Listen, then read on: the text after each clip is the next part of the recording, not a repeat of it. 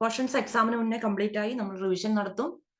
നിങ്ങൾ പേടിക്കേ വേണ്ട, എല്ലാ ക്ലാസ്സുകളിലും നമ്മൾ MCQs കവർ ചെയ്യും കേട്ടോ. MCQ എന്ന് വിചാരിക്കുന്നത് എല്ലാ തരത്തിലും അസേഷൻ ആൻഡ് റീസൺ ടൈപ്പ് ഉൾപ്പെടെയുള്ള MCQs നമ്മൾ കവർ ചെയ്യും. നിങ്ങൾ അതിൽ പേടിക്കേ വേണ്ട. ഓക്കെ, അപ്പൊ നമുക്ക് മുന്നോട്ട് പോവാം. അപ്പൊ നമ്മൾ ഇന്ന് ഐശ്വര്യമായിട്ട് മാനേജ്മെന്റ് തുടങ്ങാൻ വേണ്ടി പോവാണ്. Principles of management.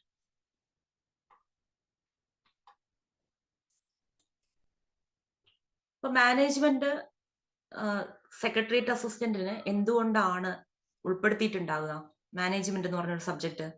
ഒന്നാമത്തെ കാര്യം, നമ്മളെ എല്ലാവരും ലൈഫിൽ ചെയ്യുന്ന ഒരു കാര്യമാണ് മാനേജിങ്. ഇപ്പൊ ഗവൺമെന്റ് ഓഫീസുകളിലും വ്യത്യസ്തമല്ല, മാനേജിങ് വളരെ ഇമ്പോർട്ടന്റ് ആണ്. പ്രത്യേകിച്ചും ആളുകൾ ഒരുമിച്ച് വർക്ക് ചെയ്യുന്ന സ്ഥലങ്ങളിലെല്ലാം മാനേജ്മെന്റ് ഇമ്പോർട്ടന്റ് ആണ്. രണ്ടാമത്തെ കാര്യം എന്ന് പറയുന്നത് ജോബിന്റെ ഒരു നേച്ചർ. അനു പറഞ്ഞ പോലെ അഡ്മിനിസ്ട്രേറ്റീവ് ജോബാണ്. ഇത് മാത്രമല്ല, സെക്രട്ടേറിയറ്റ് അസിസ്റ്റന്റ് ആയിട്ട് കയറുന്ന ഒരാള് കാലാകാലം സെക്രട്ടേറിയറ്റ് അസിസ്റ്റന്റ് മാത്രമായിട്ടല്ല ഇരിക്കുന്നത്, അല്ലെ? അപ്പൊ അവര് മുകളിലേക്ക് പോകും. അപ്പൊ ഒരു സ്ഥാപനം എങ്ങനെയാണ് വർക്ക് ചെയ്യുന്നത്, സ്ഥാപനം എന്നുള്ളതല്ല, സെക്രട്ടേറിയറ്റ് എന്ന് പറയുമ്പോൾ നമുക്കറിയാം ഗവൺമെന്റിന്റെ ഭരണസിര കേന്ദ്രമാണ്. സോ അതെങ്ങനെയാണ് വർക്ക് ചെയ്യുന്നത്? ഗവൺമെന്റ് ആണ് ഏറ്റവും വലിയ ഓർഗനൈസേഷൻ, ഏറ്റവും വലിയ പബ്ലിക് ഓർഗനൈസേഷൻ ആണ്. സോ ഒരു ഓർഗനൈസേഷൻ എങ്ങനെയാണ് വർക്ക് ചെയ്യുന്നത്, അതിന്റെ പ്രിൻസിപ്പിൾസ് എന്തൊക്കെയാണ്, മാറിയ കാലഘട്ടത്തിൽ എങ്ങനെ നമുക്ക് കൂടുതൽ മോഡേൺ വേൾഡുമായിട്ട് അഡ്മിനിസ്ട്രേറ്റീവ് മെഷീനറിനെ അഡാപ്റ്റ് ചെയ്യിക്കാം, ഇതൊക്കെ നമ്മൾ അറിഞ്ഞിരിക്കേണ്ടത് ആവശ്യമാണ്. ഇതൊക്കെ കൊണ്ടാണ് സെക്രട്ടേറിയറ്റ് അസിസ്റ്റന്റിന്റെ എക്സാമിന് പ്രിൻസിപ്പിൾസ് ഓഫ് മാനേജ്മെന്റും അഡ്മിനിസ്ട്രേഷനും ഒരു സബ്ജക്റ്റ് ആയിട്ട് ഇൻക്ലൂഡ് ചെയ്തിരിക്കുന്നത്. രണ്ടും നമ്മൾ പഠിക്കുമ്പോഴുള്ള ആറ്റിറ്റ്യൂഡ് ഒക്കെ സെയിം തന്നെ ആണ് വേണ്ടത്. പക്ഷെ രണ്ടും ഡിഫറെന്റ് പോയിന്റ് ഓഫ് വ്യൂവിൽ നിന്നാണ് നമ്മൾ മനസ്സിലാക്കേണ്ടത്. രണ്ട് സബ്ജക്റ്റും ഡിഫറെന്റ് ആണ്. നമ്മളിവിടെ principles of administration versus management എന്ന് പറയുന്ന ഒരു ടോപ്പിക് ഒക്കെ പഠിക്കുന്നുണ്ട്. അപ്പൊ നമുക്ക് കറക്റ്റ് ആയിട്ട് മനസ്സിലാവും എന്താണ് തമ്മിലുള്ള ഡിഫറൻസ്. രണ്ടിലും കുറെ കാര്യങ്ങളൊക്കെ സെയിം, രണ്ടിലെയും തിയറീസ് പറയുന്ന ആളുകളൊക്കെ സെയിം ഒക്കെയാണ്. അപ്പൊ നമുക്ക് പഠിക്കാനൊക്കെ ഈസിയാണ്, രണ്ടും കമ്പയർ ചെയ്ത് പഠിക്കുകയൊക്കെ ചെയ്യാം. പക്ഷെ അത് കാണുന്ന ആറ്റിറ്റ്യൂഡ് ഡിഫറെന്റ് ആയിരിക്കണം എന്നേ ഉള്ളൂ. അപ്പം നിങ്ങള് സിലബസ് എക്സ്പ്ലനേഷൻ വീഡിയോ കണ്ടിരുന്നോ? നമ്മളൊരു സിലബസ് എക്സ്പ്ലനേഷൻ വീഡിയോ പുറത്തിറക്കിയിട്ടുണ്ടായിരുന്നു. എല്ലാവരും ഇത് കണ്ടിട്ടുണ്ടായിരുന്നു അല്ലെ? പിന്നെ ഇത് എക്സ്പ്ലെയിൻ ചെയ്യേണ്ട ഒരു ആവശ്യമില്ലല്ലോ. അപ്പൊ ഈ ഒരു സിലബസില് മാനേജ്മെന്റ് ഒന്നും അറിയാത്ത ആളുകൾ ഉണ്ടാവും അല്ലെ? നമ്മുടെ ഈ ലാംഗ്വേജ് ബാക്ക്ഗ്രൗണ്ട് ആയിട്ടുള്ള ആളുകള്, മലയാളം, ഇംഗ്ലീഷ്, ഹിന്ദി ഇതൊക്കെ ലാംഗ്വേജ് ആയിട്ട് മെയിൻ ആയിട്ട് BA മലയാളം അങ്ങനെയൊക്കെ പഠിച്ച ആളുകൾ ഉണ്ടാവും. പ്യുവർ സയൻസ് ബാക്ക്ഗ്രൗണ്ട് ഉള്ളവരുണ്ടാവും. നമ്മളെ സംബന്ധിച്ച് ഇതെന്ന് പറയുന്നത് ഒരു ഡിഫറെന്റ് വേർഡ് ആണ്. ഇനി കൊമേഴ്സുകാരെ സംബന്ധിച്ച് അവർക്കൊരു മുൻതൂക്കം ഉണ്ട് എന്നൊന്നും വിചാരിച്ച് നിങ്ങൾ ആരും നിരാശരാകേണ്ട. കുറച്ച് കാര്യങ്ങളെ അവർക്കും അറിയുള്ളൂ. ഓക്കെ, അപ്പോ കൊമേഴ്സ് ആൻഡ് മാനേജ്മെന്റ് ബാക്ക്ഗ്രൗണ്ട് ഉള്ളവർക്കും ഇതിലെ എല്ലാ കാര്യങ്ങളൊന്നും അറിയില്ല, കുറച്ച് കാര്യങ്ങളാണ് അറിയുള്ളൂ. MCOMൽ ഇത് ഫുള്ളും ഇല്ല. MBAയിൽ കുറെ ഭാഗങ്ങളൊക്കെ കവേർഡ് ആണ്, പക്ഷെ എല്ലാം ഇല്ല.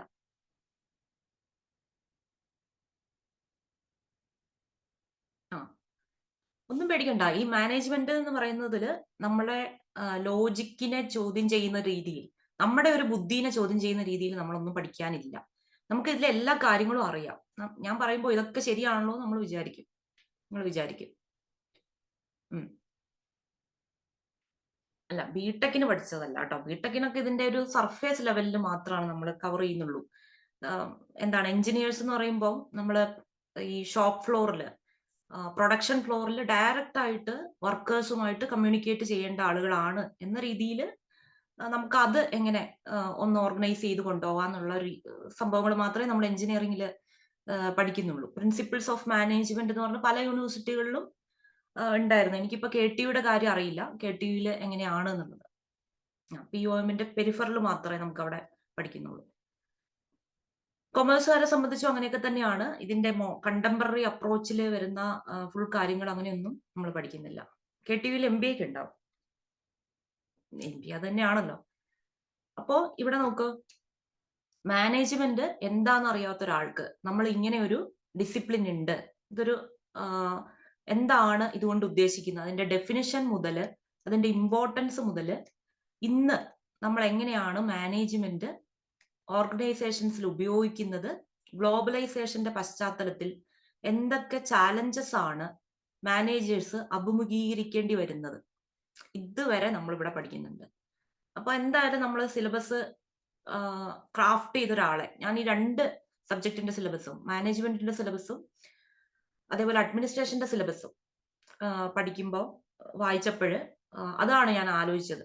ഈ സിലബസ് ക്രാഫ്റ്റ് ചെയ്ത ആളെ നമ്മൾ എന്തായാലും അയാൾക്കൊരു ബിഗ് സല്യൂട്ട് ഉണ്ട്. കാരണം നമ്മൾ MBAക്ക് ഈ ഒരു ടോപ്പിക് ഒക്കെ പഠിക്കുന്നത് 2 വർഷം എടുത്തിട്ടാണ്.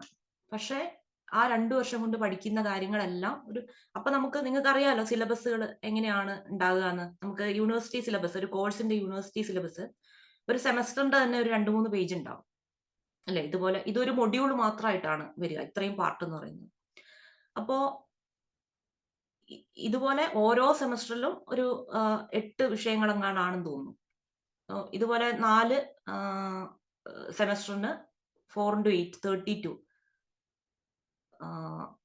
അത്രയും പേജസ് ഇദ്ദേഹം എന്ത് ചെയ്തു, ഒരു ചെറിയ ഹാഫ് പേജിനുള്ളിലാക്കിയിട്ട് ചുരുക്കിയിട്ടുണ്ട്. എന്നാൽ ഒരു MBA കഴിഞ്ഞു പോകുന്ന ആള് പഠിക്കേണ്ട എല്ലാ സാധനങ്ങളും നമ്മളിവിടെ പഠിക്കുന്നുണ്ട്.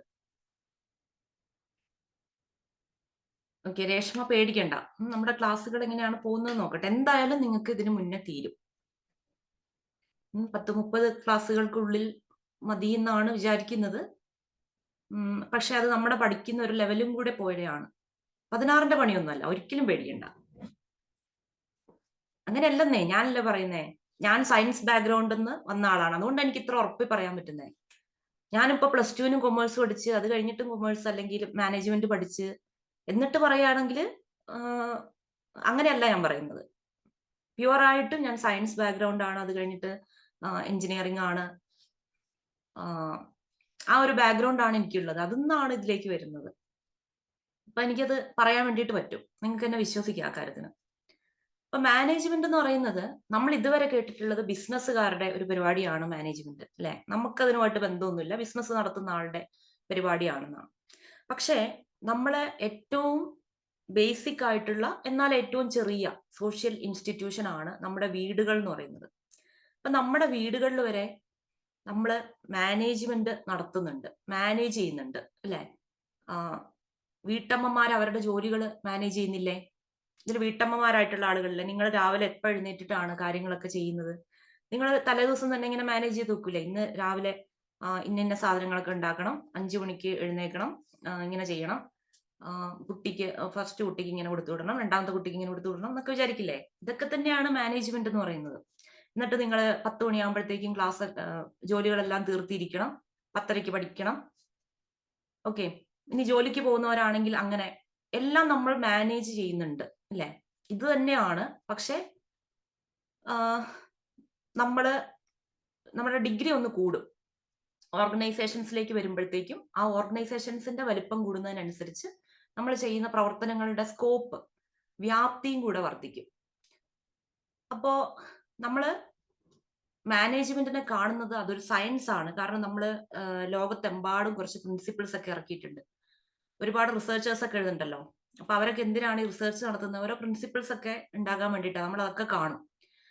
ഈ പ്രിൻസിപ്പിൾസ് ഒക്കെ എല്ലാ ഓർഗനൈസേഷനിലും നമുക്ക് അപ്ലൈ ചെയ്യാൻ പറ്റുന്നതുണ്ട്. അപ്പോൾ സയൻസിന്റെ ഒരു ബാക്ക്ഗ്രൗണ്ട് തന്നെ അതാണല്ലോ. യൂണിവേഴ്സൽ പ്രിൻസിപ്പിൾസ് ഉള്ള ഒരു സംഭവമാണ് സയൻസ് എന്ന് പറയുന്നത്. അതേപോലെ മാനേജ്മെന്റിനും ഉണ്ട്. അതുകൊണ്ട് നമ്മൾ മാനേജ്മെന്റിനെ ഒരു സയൻസ് ആയിട്ടാണ് കാണുന്നത്. എന്നാൽ മാനേജ്മെന്റ് ഒരു ആർട്ടുമാണ്.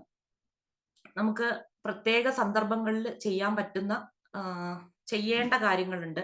അത് ഓരോ ആളും ചെയ്യുന്നത് ഡിഫറെന്റ് ആയിരിക്കും. അതുകൊണ്ടാണല്ലോ നമ്മൾ അതിനെ ആർട്ട് എന്ന് പറയുന്നത്, അല്ലെ.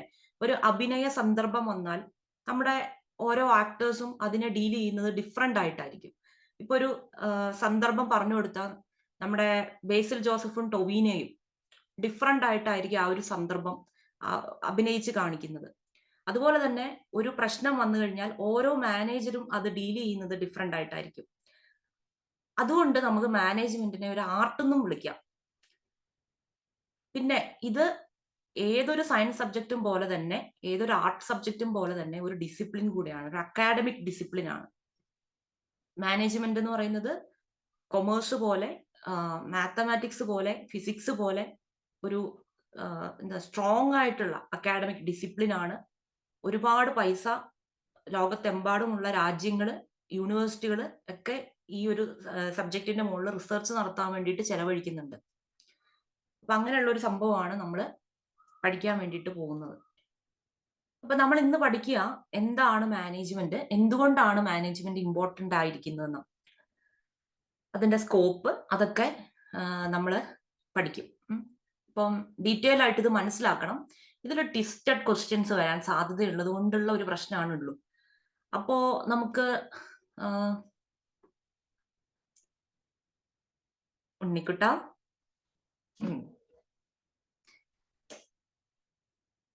അപ്പോ നമുക്ക് നിങ്ങൾക്ക് നോട്ട്സ് കിട്ടും. നോട്ട്സ് എന്തായാലും വായിക്കണം. പിന്നെ ഫ്ലാഷ് കാർഡ്സ് ഒക്കെ ഉപയോഗിക്കുക കേട്ടോ. ഫ്ലാഷ് കാർഡ്സ് ഉപയോഗിക്കണം. അത് എവിടെ ഉപയോഗിക്കണം എന്ന് ഞാൻ പറയാം. അതായത് നമുക്ക് മാനേജ്മെന്റിൽ ഒരു പ്രശ്നം എന്ന് പറഞ്ഞാൽ ഇത് കുറെ തിയറീസ് ഉണ്ട്. ഈ തിയറീസ് എല്ലാം നമുക്ക് അറിയാവുന്ന കാര്യങ്ങൾ തന്നെയാണ്. ലെക്ചർ നോട്ട്സ് ഒക്കെ എഴുതിക്കോ. തിയറീസ് ഒക്കെ നമുക്ക് അറിയുന്ന കാര്യങ്ങൾ തന്നെയാണ്. MBA ഡിഫിക്കൽട്ട് ആയിരുന്നോ? MBAക്ക് പഠിക്കുന്ന അത്രയും ഡിഫിക്കൽട്ട് ഇല്ല കേട്ടോ. കാരണം അതിൽ കുറെ സ്റ്റാറ്റിസ്റ്റിക്സ് അങ്ങനെയൊക്കെ സബ്ജക്റ്റ് ഉണ്ട്. അപ്പം മാത്സുമായിട്ട് റിലേറ്റഡ് ആയിട്ടില്ലാത്ത ആളുകൾക്ക് അത് ബുദ്ധിമുട്ടായിരിക്കും. പക്ഷെ ഇവിടെ അങ്ങനെയല്ല, അതൊന്നുമില്ല. നമുക്ക് ആകെ പ്രശ്നമുള്ളത്, എനിക്ക് തോന്നുന്നത് ചിലപ്പോൾ നിങ്ങൾക്ക് പ്രശ്നമായിട്ട് വരാൻ സാധ്യതയുള്ളത്, മാനേജ്മെന്റിൽ കുറെ തിയറീസ് ഉണ്ട്. ഈ തിയറീസ് ഒക്കെ സത്യവുമാണ്. എന്ന് വെച്ചാൽ ഇതൊക്കെ നമുക്ക് റിയൽ ലൈഫിൽ കണക്ട് ചെയ്യാൻ പറ്റുന്ന കാര്യങ്ങളാണ്. അതുകൊണ്ട് നമുക്കൊരു കൺഫ്യൂഷൻ വരും, ഈ തിയറി ആരതാണ്. ഇപ്പം ടൈലറുടെ ഒരു തിയറി, ഇപ്പൊ ടൈലർ എന്തൊക്കെ കാര്യങ്ങളാണ് പറഞ്ഞിരിക്കുന്നത്, അത് നമുക്കൊരു സംശയം വരും, ഇദ്ദേഹം ഏതൊക്കെയാണ് കാര്യങ്ങൾ പറഞ്ഞിരിക്കുന്നതെന്ന്. കാരണം നമ്മൾ പഠിക്കുന്ന എല്ലാ തിയറീസും കറക്റ്റ് തന്നെയാണ്. നമ്മൾ പറയുമ്പോൾ സയൻസിലൊക്കെ എങ്ങനെയാണ്, ഒരു തിയറി വന്നു കഴിഞ്ഞാൽ കുറെ കാലം കഴിഞ്ഞിട്ട് പരീക്ഷണ നിരീക്ഷണങ്ങൾ നടത്തി കഴിയുമ്പോൾ ആ തിയറി ചിലപ്പം ഫാൾസ് ആണെന്ന് തെളിയും. ഇവിടെ അങ്ങനെയൊന്നുമില്ല. സെയിം മാറ്റർ പല രീതിയിൽ പറഞ്ഞിട്ടുണ്ട്, കറക്റ്റ് ആണ്. അതുകൊണ്ട് നമുക്കൊരു കൺഫ്യൂഷൻ വരും. അപ്പൊ എന്ത് ചെയ്യാന്ന് വെച്ചാൽ നമുക്ക് ഫ്ലാഷ് കാർഡ്സ് ഉപയോഗിക്കാം. ഓരോ ആളുടെ കീവേഡ്സ് മാത്രം എഴുതിയിട്ട് ഫ്ലാഷ് കാർഡുകൾ നമുക്ക് എല്ലാ ദിവസവും ഇങ്ങനെ മറിച്ച് പോയിക്കൊണ്ടിരിക്കുക. സെറ്റ് ആവും. നിങ്ങൾക്ക് അഡ്മിനിസ്ട്രേഷനും അത് ഉപയോഗിക്കാം. അങ്ങനെയാണ് നമ്മളിത് സെറ്റ് ആക്കുക. ഓക്കെ. സയൻസിൽ നമ്മൾ ഫാൾസ് തിയറി ഒക്കെ പഠിക്കണം. ഇതിൽ അങ്ങനെയൊന്നുമില്ല. ഇപ്പൊ മാനേജ്മെന്റ് എന്ന് പറയുന്നത് അതൊരു സിസ്റ്റമാറ്റിക് ആയിട്ടുള്ള പ്രോസസ്സാണ്. ഇവിടെ നമ്മൾ എന്താ ശരിക്കും ചെയ്യുന്നത്, നമ്മുടെ കയ്യിലുള്ള റിസോഴ്സുകളെ, ഒരു ഓർഗനൈസേഷന്റെ ഏറ്റവും വലിയ അസറ്റ് എന്ന് പറയുന്നത് അതിന്റെ ഹ്യൂമൻ റിസോഴ്സുകളാണ്. അതിൽ സംശയമൊന്നുമില്ല. പക്ഷെ ഓർഗനൈസേഷൻ നടക്കണമെങ്കിൽ നമുക്ക് എല്ലാ തരത്തിലുള്ള റിസോഴ്സും വേണം. അല്ല, ഫിനാൻഷ്യൽ റിസോഴ്സ് വേണം, മെറ്റീരിയൽ റിസോഴ്സ് വേണം, ഇൻഫോർമേഷണൽ റിസോഴ്സുകൾ വേണം. ഇതൊക്കെ എന്താന്ന് മനസ്സിലായോ? നിങ്ങൾക്ക് കുറെ പേർക്ക് ഈ കാര്യങ്ങളൊക്കെ പരിചയം ഉണ്ടാവും. എന്തെങ്കിലും ചെറിയ ഇങ്ങനെ എന്താണ് ഹ്യൂമൻ റിസോഴ്സ് എന്നൊക്കെ പറയുമ്പോൾ എന്താന്നൊക്കെ കുറെ പേർക്കൊക്കെ അറിയായിരിക്കും. പക്ഷെ ഞാന് ഈ ലാംഗ്വേജ് ബാക്ക്ഗ്രൗണ്ട് ഉള്ള ആളുകളെയും കൂടി മനസ്സിൽ കാണുന്നുണ്ട്. അപ്പൊ അവരെപ്പോഴും കുമാരനാശാന്റെയും ഷെല്ലിയുടെയും ഒക്കെ ലോകത്താണ്. എനിക്ക് ഹിന്ദി ഒട്ടും അറിയാത്തതുകൊണ്ട് ഞാൻ അവരുടെ ആരെയും പേര് പറയുന്നില്ല. അപ്പോ അങ്ങനെയുള്ള കുട്ടികൾക്ക് ഈ ടേംസ് അറിയുമോ എന്നുള്ളൊരു കാര്യം എനിക്ക് സംശയമുണ്ട്. കാരണം എനിക്ക് കുറച്ച് ലിറ്ററേച്ചർ ഫ്രണ്ട്സ് ഒക്കെ ഉണ്ട്.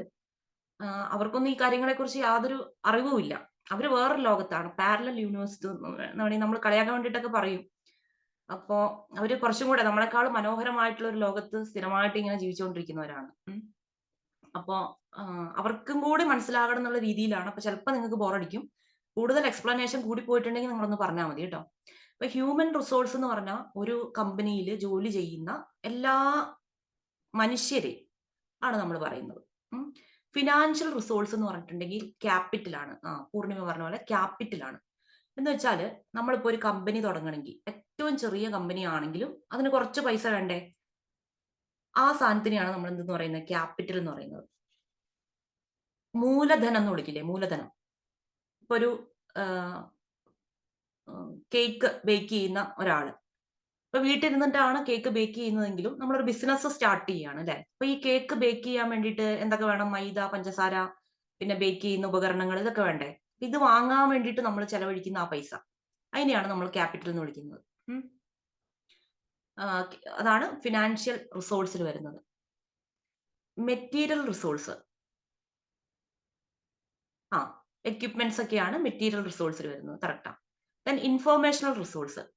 നമ്മളൊരു സാധനം മാർക്കറ്റിലേക്ക് ഇറക്കുന്നതിന് മുന്നേ നമ്മൾ ഈ സാധനം മാർക്കറ്റിൽ ഇറക്കിയാൽ ഇത് വാങ്ങിക്കാൻ ആരെങ്കിലും ഉണ്ടാവൂ എന്നൊക്കെ അറിയണ്ടേ?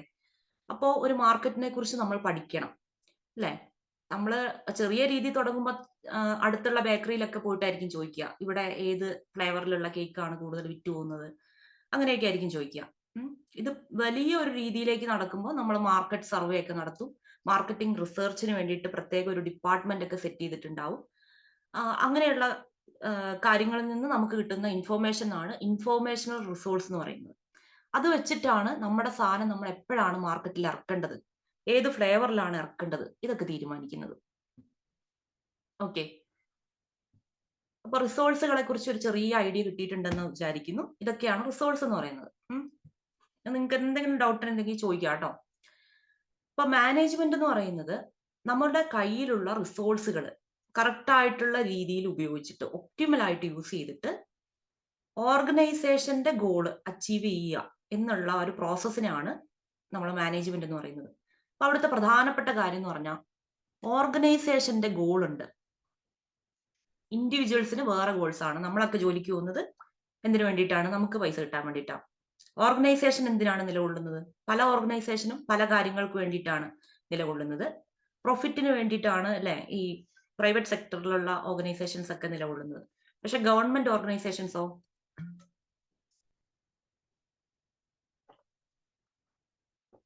ഗവൺമെന്റ് ഓർഗനൈസേഷൻസ് വെൽഫെയറിനാണ് അല്ലെ, ആളുകളുടെ പീപ്പിളിന്റെ വെൽഫെയറിന് വേണ്ടിയിട്ടാണ് നിലകൊള്ളുന്നത്.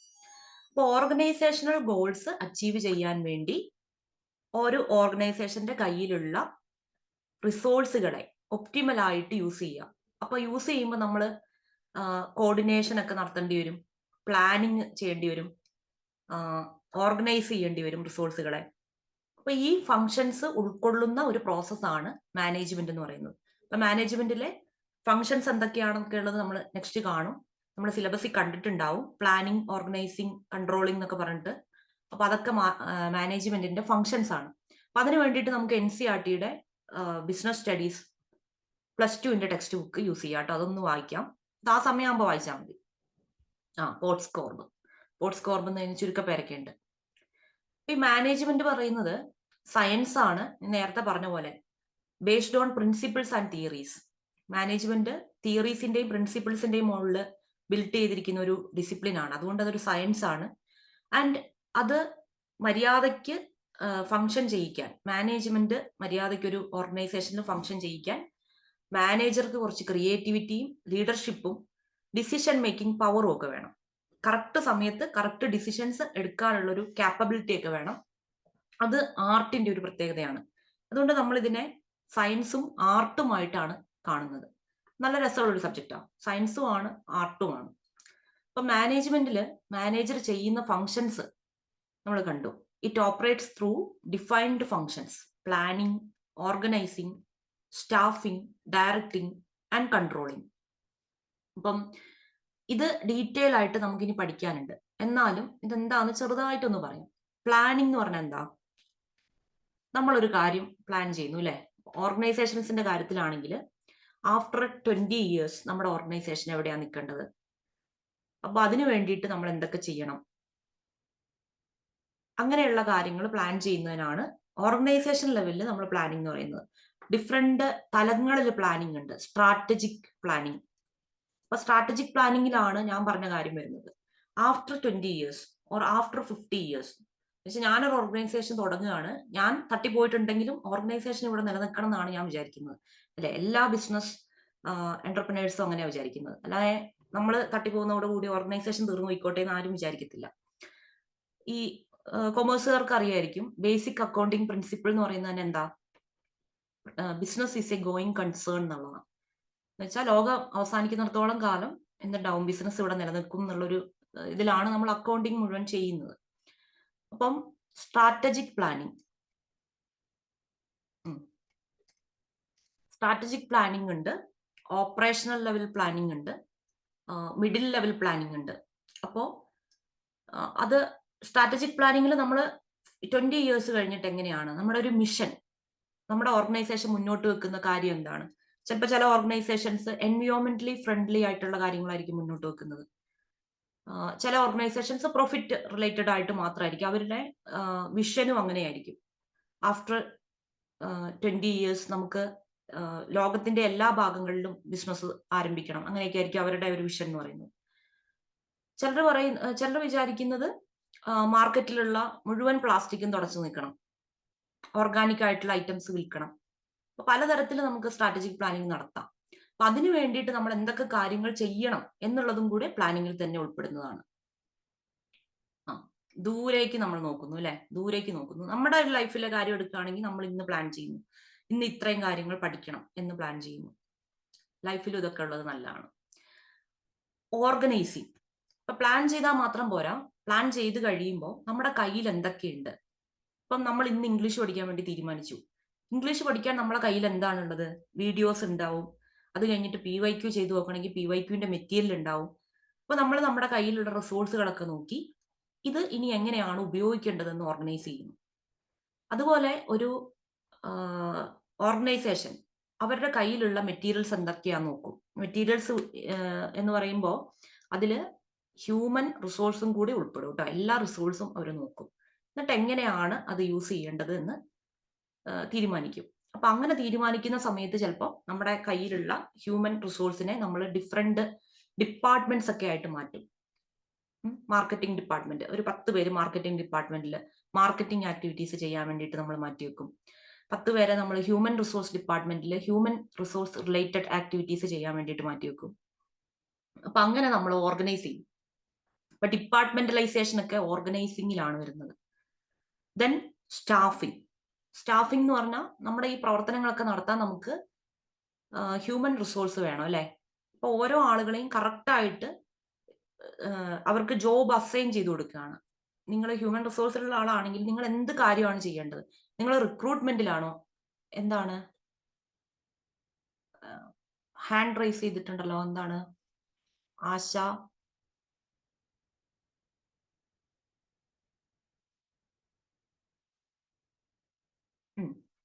അപ്പം സ്റ്റാഫിംഗ് എന്ന് പറയുമ്പോൾ നമുക്ക് കറക്റ്റ് ആയിട്ടുള്ള ആളുകളെ പ്ലേസ് ചെയ്യണം. അതാണ് സ്റ്റാഫിങ്ങിന്റെ പ്രധാനപ്പെട്ട ഉദ്ദേശം. അപ്പൊ അതിനു വേണ്ടിയിട്ട് നമ്മൾ പരസ്യങ്ങളൊക്കെ ഇടൂലേ, ആളെ ആവശ്യമുണ്ടെന്ന് പറഞ്ഞ് പരസ്യം ഇടുന്നത് മുതൽ സ്റ്റാഫിങ്ങിന്റെ ജോലി ആരംഭിക്കും. കുഴപ്പമില്ല ആശ. ഇല്ല, സ്റ്റാഫിങ്ങിനെ ഓർഗനൈസിങ്ങിന്റെ അണ്ടറിൽ പറയാൻ കഴിയില്ല. ഓർഗനൈസിംഗ് എന്ന് പറഞ്ഞാൽ നമ്മളെ കയ്യിലുള്ള റിസോഴ്സുകളെ നമ്മൾ ഓർഗനൈസ് ചെയ്യാണ്. സ്റ്റാഫിംഗ് എന്ന് പറഞ്ഞാൽ നമ്മൾ കറക്റ്റ് ആയിട്ടുള്ള ആളുകളെ കറക്റ്റ് ജോബിൽ പ്ലേസ് ചെയ്യാണ്. Right person at right job. ഇപ്പൊ സെലക്ഷൻ സ്റ്റാഫിങ്ങിൽ എന്തൊക്കെ വരും എന്ന് പറഞ്ഞാല് നമ്മളിപ്പം റിക്രൂട്ട്മെന്റിന് വേണ്ടിയിട്ട് ഒരു പൂൾ ഉണ്ടാക്കുമല്ലോ. അതായത് നമുക്ക് ഇപ്പോ ഒരാളെ, ഏറ്റവും നല്ല ആളെ നമ്മുടെ കമ്പനിയിലേക്ക് എടുക്കണം എന്നല്ലേ നമ്മൾ ആഗ്രഹിക്കുള്ളൂ. അപ്പൊ അതിനു വേണ്ടിയിട്ട് നമ്മൾ എന്ത് ചെയ്യും? ഇപ്പൊ ഒരു ഇൻസ്റ്റിറ്റ്യൂഷനിൽ ഒരു സ്റ്റാഫിനെ ആവശ്യമുണ്ടെന്ന് വിചാരിച്ചു, ഏതെങ്കിലും ഒരു സബ്ജക്ട് എടുക്കാൻ ആളെ ആവശ്യമുണ്ട്. അപ്പൊ നമുക്ക് അറിയുന്ന ഒരാളെ നമ്മൾ വിളിക്കുകയല്ല ചെയ്യാം അല്ലെ. നമ്മൾ എന്ത് ചെയ്യും? ആദ്യം പരസ്യം ഇടും, ഇന്ന ഒരു പോസ്റ്റിലേക്ക് ആളെ ആവശ്യമുണ്ട്. അപ്പൊ അവർക്ക് കുറെ ആളുകളുടെ ഡീറ്റെയിൽസ് കിട്ടും, ഒരു പൂള് കിട്ടും. അപ്പോ ചിലപ്പം അവിടെ ഒരു എക്സാം നടത്തും, അത് കഴിഞ്ഞിട്ട് ഇന്റർവ്യൂ നടത്തും. അങ്ങനെയാണ് നമ്മൾ സ്റ്റാഫിങ് നടത്തുന്നത്. അങ്ങനെ ആളെ എടുത്തു കഴിഞ്ഞിട്ടോ അവരെ നമ്മൾ ഇൻഡക്ട് ചെയ്യണം നമ്മുടെ കമ്പനിയിലേക്ക്. ഓരോ കമ്പനിക്കും ഒരു വർക്ക് കൾച്ചർ ഉണ്ടാവും. അപ്പോൾ ആ ഒരു കൾച്ചറിലേക്ക് അവരെ ഇൻഡക്ട് ചെയ്യണം. അതും നടത്തുന്ന ആരാണ്? HR ഡിപ്പാർട്ട്മെന്റ് ആണ്. PSC സ്റ്റാഫിങ്ങിൽ വരുമോ? PSC സ്റ്റാഫിങ്ങിൽ വരും. PSC ചെയ്യുന്ന ഫംഗ്ഷൻ ഗവൺമെന്റിന്റെ സ്റ്റാഫിംഗ് ഫംഗ്ഷൻ ആണ്. ഓക്കെ. അപ്പോ എന്നിട്ട് എന്ത് ചെയ്യണം? ഇൻഡക്ട് ചെയ്തു. നമ്മുടെ വർക്ക് കൾച്ചറിലേക്ക് അവരെ ഇൻഡക്ട് ചെയ്ത് കഴിഞ്ഞു. ഇനി അവര് ജോബ് മര്യാദയ്ക്ക് ചെയ്യണമെങ്കിൽ അവർക്ക് ജോബ് ട്രെയിനിങ് കൊടുക്കണം. അത് ഓൺ ദ ജോബ് ട്രെയിനിങ് കൊടുക്കാം. അതല്ല, ഇപ്പൊ ഒരു ജോബ് തുടങ്ങുന്നതിന് മുന്നേ ഒരു 2 ദിവസം ഇതൊക്കെയാണ് നിങ്ങൾ ചെയ്യേണ്ടതെന്ന് പറഞ്ഞിട്ട് ഓഫ് ദ ജോബ് ട്രെയിനിങ് വേണമെങ്കിലും കൊടുക്കാം. കൂടുതലായിട്ടും ഓൺ ദ ജോബ് ട്രെയിനിങ് ആണ് പൊതുവെ കമ്പനികൾക്ക് പ്രിഫറബിൾ ആയിട്ടുള്ളത്. അവരെ ജോലിക്കിടയിൽ തന്നെ പഠിപ്പിച്ചു കൊടുക്കുക എന്നുള്ളത്. ദെൻ കറക്റ്റ് സമയത്ത് കറക്റ്റ് ഡയറക്ഷൻ കാണിച്ചു കൊടുക്കണം. ഡയറക്റ്റിംഗ് ഫംഗ്ഷൻ, ലീഡർഷിപ്പ് ആണ് അവിടെ ഉദ്ദേശിക്കുന്നത്. ലീഡർഷിപ്പ് ഫംഗ്ഷൻ ആണ് ഡയറക്റ്റിംഗ് എന്ന് പറയുന്നത്. ആൻഡ് കൺട്രോളിംഗ്, നമ്മൾ ഈ കാര്യങ്ങളൊക്കെ കറക്റ്റ് നടക്കുന്നത് നമ്മൾ പ്ലാൻ ചെയ്ത രീതിയിൽ തന്നെ ആണോ എന്നുള്ളത് ചെക്ക് ചെയ്യണം. ഓക്കെ, അപ്പൊ അതാണ് കൺട്രോളിംഗ് എന്ന് പറയുന്നത്. ഇതൊക്കെ നമുക്ക് ഡീറ്റെയിൽ ആയിട്ട് പഠിക്കാനുണ്ട്. സ്റ്റാൻഡേർഡ് ഉണ്ടാവും. നമ്മൾ പ്ലാനിങ്ങിൽ ഇങ്ങനെ ചെയ്യണം എന്ന് തീരുമാനിച്ചിട്ടുണ്ടാവുമല്ലോ, അതാണ് നമ്മുടെ സ്റ്റാൻഡേർഡ്. ആ സ്റ്റാൻഡേർഡിനോട് കറക്റ്റ് ആയിട്ടാണോ നമ്മുടെ ശരിക്കുള്ള പെർഫോമൻസ് വന്നിരിക്കുന്നത്, ശരിക്കുള്ള റിസൾട്ട് വന്നിരിക്കുന്നത്, അത് ചെക്ക് ചെയ്യാണ് കൺട്രോളിങ്ങിൽ ചെയ്യുന്നത്. സ്റ്റാൻഡേർഡ് വിലയിരുത്തുക. കറക്റ്റ് ആണ് പൂർണിമ എന്താ പഠിച്ചത്?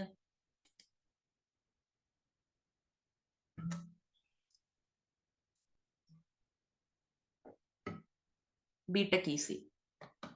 KTU ആയിരുന്നോ?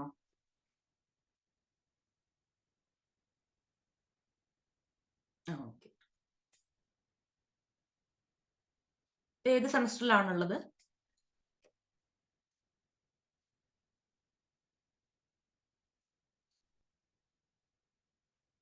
ഓക്കെ, അപ്പൊ management is the process of planning, organising, staffing, directing and controlling.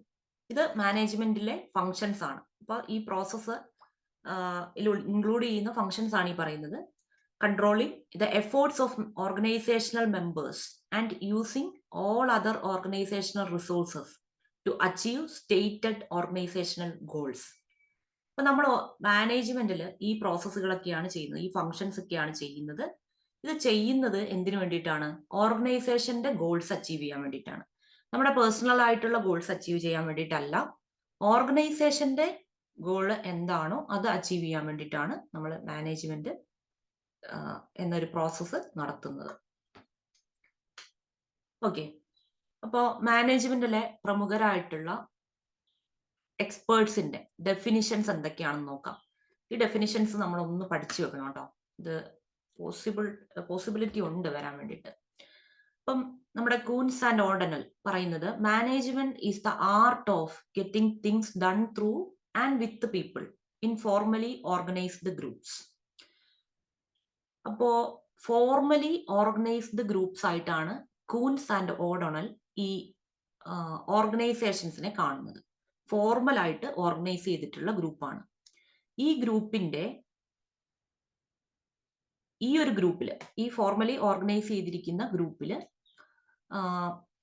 പീപ്പിളിനെ ഉപയോഗിച്ചുകൊണ്ട് നമ്മുടെ കാര്യങ്ങൾ നടത്തിയെടുക്കുന്ന ആ ഒരു കലയെയാണ് മാനേജ്മെന്റ് എന്ന് പറയുന്നത് എന്നാണ് നമ്മുടെ കൂൻസ് ആൻഡ് ഓർഡനൽ പറഞ്ഞിരിക്കുന്നത്.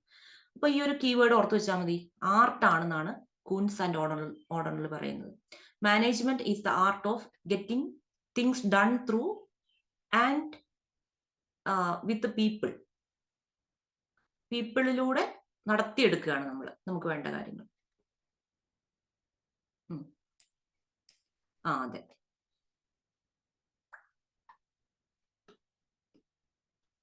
ഇവർ രണ്ടുപേരും കൂടെ ഉള്ളതാണ് കേട്ടോ. രണ്ടുപേരും കൂടെ പറഞ്ഞിരിക്കുന്ന കാര്യം.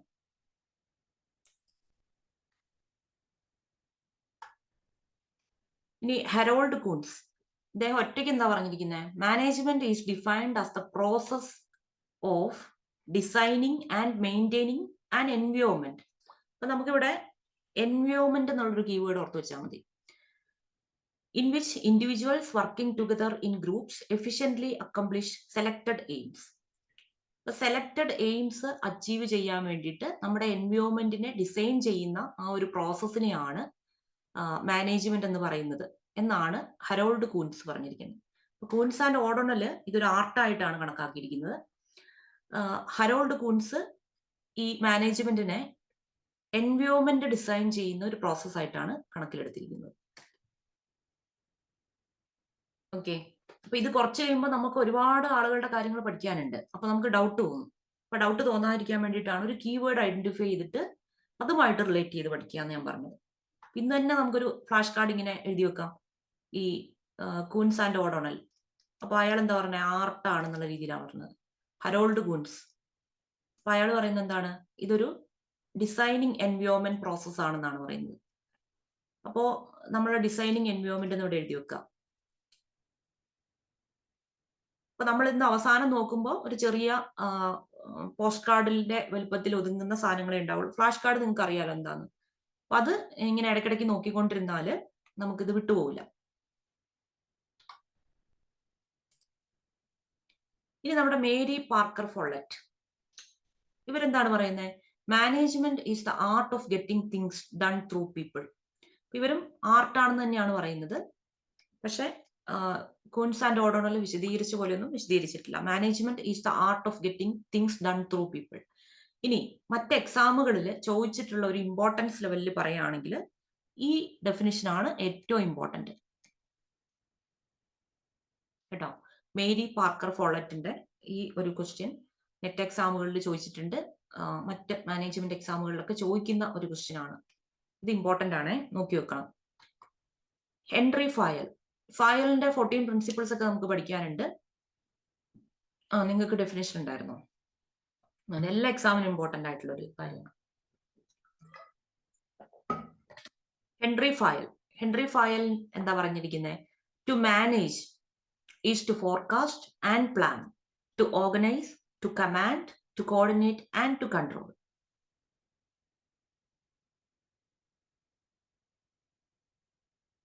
പ്രീവിയസ് സ്ലൈഡ് ഇതാ, മേരി പാർക്കർ ഫോളറ്റിന്റെ സ്ലൈഡ് അല്ലേ നിങ്ങൾക്ക് കാണേണ്ടത്?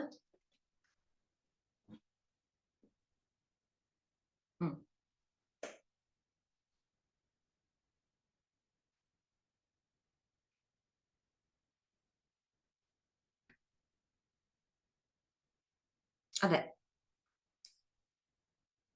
അഡ്മിനിസ്ട്രേഷനും സെയിം ഒക്കെ തന്നെയാണ്.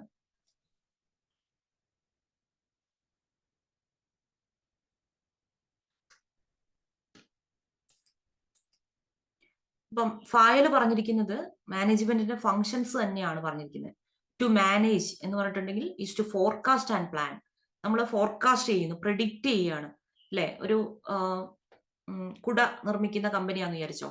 അപ്പൊ നമ്മൾ പ്രെഡിക്റ്റ് ചെയ്യും മഴ വരുന്ന മാസങ്ങള്. ഇപ്പൊ മഴ വരുന്നത് ഇപ്പൊ മാറിക്കൊണ്ടിരിക്കുകയാണ് അല്ലെ. നമ്മൾ സാധാരണയായിട്ട് ഉദ്ദേശിച്ചുകൊണ്ടിരുന്നത് ജൂണിലാണ് മഴ വരുന്നതെന്ന്. പക്ഷെ കുറച്ച് കാലങ്ങളായിട്ട് നമുക്ക് മഴ മെയ്യിലൊക്കെയാണ് ഏറ്റവും കൂടുതലായിട്ട് അനുഭവപ്പെട്ടുകൊണ്ടിരിക്കുന്നത്. അപ്പൊ നമ്മൾ വെതർ ഫോർകാസ്റ്റിംഗിന്റെ ഡീറ്റെയിൽസ് ഒക്കെ എടുത്തിട്ട് നമ്മളും ഫോർകാസ്റ്റ് ചെയ്യും. മഴ വരുന്നത് മെയ്യിലാണ്, അപ്പൊ നമ്മൾ അതിന് മുന്നേ തന്നെ കുടകള് മാർക്കറ്റിൽ ഇറക്കണം. ഇപ്പൊ കാലം തെറ്റിയാണ് വരുന്നത്. പണ്ടാണ് നമ്മുടെ പ്ലാനിങ് എങ്ങനെയാ? ജൂണിലാണ് മഴ വരുന്നത്, ജൂണില് സ്കൂളും തുറക്കും. അപ്പം നല്ലൊരു മാർക്കറ്റ് മെയ് 2nd വീക്കോട് കൂടി ഉണ്ടാവും. അപ്പൊ നമ്മളെ സാധനങ്ങൾ മുഴുവൻ മെയ് 2nd വീക്കിൽ മാർക്കറ്റിൽ ഉണ്ടാകണം. ഇപ്പൊ കുട്ടികളുടെ സാധനങ്ങളൊക്കെ വാങ്ങി കഴിഞ്ഞതിന് ശേഷം നമ്മൾ കുട കൊണ്ടുപോയി മാർക്കറ്റ് വെച്ചിട്ട് കാര്യമുണ്ടോ? ഇല്ല, അത് അടുത്ത മഴക്കാലം ആകുമ്പോഴത്തേക്കും തുരുമ്പ് പിടിച്ച് പോവുകയുള്ളൂ. അപ്പൊ നമ്മൾ കറക്റ്റ് സമയത്ത് നമ്മുടെ സാധനം മാർക്കറ്റിൽ പ്ലേസ് ചെയ്യണം അല്ലെ. ഇപ്പം സെക്രട്ടേറിയറ്റ് അസിസ്റ്റന്റിന്റെ എക്സാമിനാണ് നമ്മൾ ഈ ഒരു സംഭവം പഠിക്കുന്നത്. അപ്പൊ ഈ ഇൻസ്റ്റിറ്റ്യൂട്ടുകളൊക്കെ സെക്രട്ടേറിയറ്റ് അസിസ്റ്റന്റ് സ്കൂബിയുടെ സെക്രട്ടേറിയറ്റ് അസിസ്റ്റന്റിന്റെ എക്സാം കഴിഞ്ഞിട്ട് ഈ സബ്ജക്റ്റിന്റെ കോഴ്സുകൾ പുറത്തിറക്കിയിട്ട് കാര്യമുണ്ടോ? ഇല്ല. മാർക്കറ്റിൽ എപ്പോഴാണോ ആവശ്യമുള്ളത് ആ സമയത്ത് വേണം നമ്മൾ പുറത്തിറക്കാൻ. സ്കൂൾ തുറക്കുമ്പോൾ നോട്ട്ബുക്ക് വെക്കുന്ന പോലെ കുടകൾക്കും ആ ഒരു സീസണാണുള്ളത്. അപ്പൊ നമ്മൾ നേരത്തെ തന്നെ നോക്കും. അപ്പൊ അതിന് വേണ്ടിയിട്ട് നമുക്ക് പല ടെക്നിക്കുകളുണ്ട്, ഫോർകാസ്റ്റിംഗ് ടെക്നിക്കുകൾ. ഇത് ഈ ഒരു കാര്യത്തിന് മാത്രമല്ല, കുടയുടെ കാര്യം ഞാൻ ഇതിൽ പറഞ്ഞേ ഉള്ളൂ. ഇപ്പൊ നമ്മളൊരു ചെരുപ്പ് കമ്പനി, ഇപ്പൊ ചെരുപ്പ് ഏറ്റവും കൂടുതൽ വിറ്റ് പോകുന്നത് എപ്പോഴാണെന്ന് നമുക്കിങ്ങനെ പറയാൻ കഴിയില്ല അല്ലെ. ആളുകളുടെ ചെരുപ്പൊക്കെ പല സമയത്തും പൊട്ടും. ഇനി പൊട്ടാതെ ചെരുപ്പുകൾ പല രീതിയിലാണല്ലോ. ചില ആളുകൾക്ക് ഒരു ചെരുപ്പേ ഉണ്ടാവുള്ളൂ, അവർ ആ ചെരുപ്പ് തന്നെ ആയിരിക്കും എല്ലാ സംഭവങ്ങൾക്കും ഉപയോഗിക്കുന്നത്. ചില ആളുകൾക്കാണെങ്കിൽ ഡ്രസ്സിന്റെ കളറിനനുസരിച്ച് ചെരുപ്പ് ഉണ്ടാവും. അവരുടെ വാർഡ്രോബ് തുറന്നിട്ടുണ്ടെങ്കിൽ പച്ച, മഞ്ഞ, ചുവപ്പ്, നീല മുതലായിട്ടുള്ള എല്ലാ കളർ ചെരുപ്പുകളും ഉണ്ടാവും. അപ്പൊ അതൊക്കെ ആളുകളുടെ ഒരു പ്രിഫറൻസ് ആണ്, എങ്ങനെയാണ് അവർ അപ്പിയർ ചെയ്യേണ്ടത് പബ്ലിക് സ്പേസിൽ എന്നുള്ളത്. അപ്പൊ നമ്മള് എന്താണ് അമ്മണി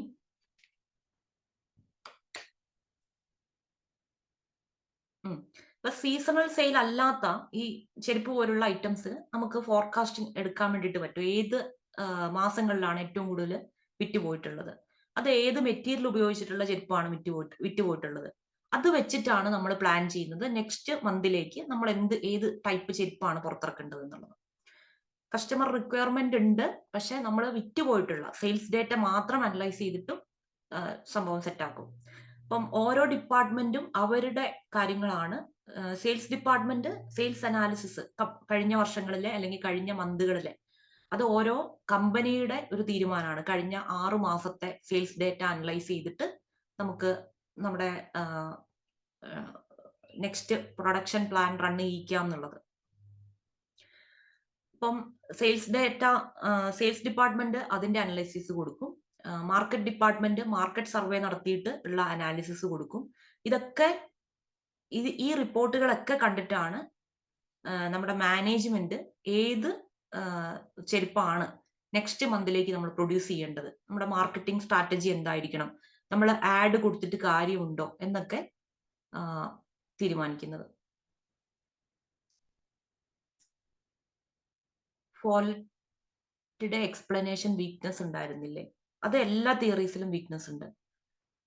വിമർശനങ്ങൾക്ക് അതീതമായിട്ട് ഇതുവരെ ഒരു മാനേജ്മെന്റ് തിയറിയും ഇല്ല. അപ്പൊ നമ്മൾ ഓരോ തിയറി പഠിക്കുമ്പോഴും എന്ത് ചെയ്യും, അതിന്റെ വീക്ക്നെസ്സും കൂടെ പഠിക്കും. ഇതിപ്പം ഇവരിങ്ങനെയൊക്കെയാണ് ഡിഫൈൻ ചെയ്തിരിക്കുന്നതെന്നേ ഉള്ളൂ. ഓക്കെ, ഇപ്പൊ ആളുകൾ ഇങ്ങനെ ഓടിക്കൊണ്ടിരിക്കുകയാണല്ലോ, ക്ലാസ് ഒന്ന് ഇറങ്ങി ഓടിപ്പോവുക. അപ്പം മാനേജ്മെന്റ് എന്ന് പറഞ്ഞാൽ ഇതുപോലെ നമ്മൾ ഫോർകാസ്റ്റ് ചെയ്യും. ഫോർകാസ്റ്റ് ചെയ്ത് കഴിഞ്ഞിട്ട് പ്ലാൻ ചെയ്യും അല്ലെ.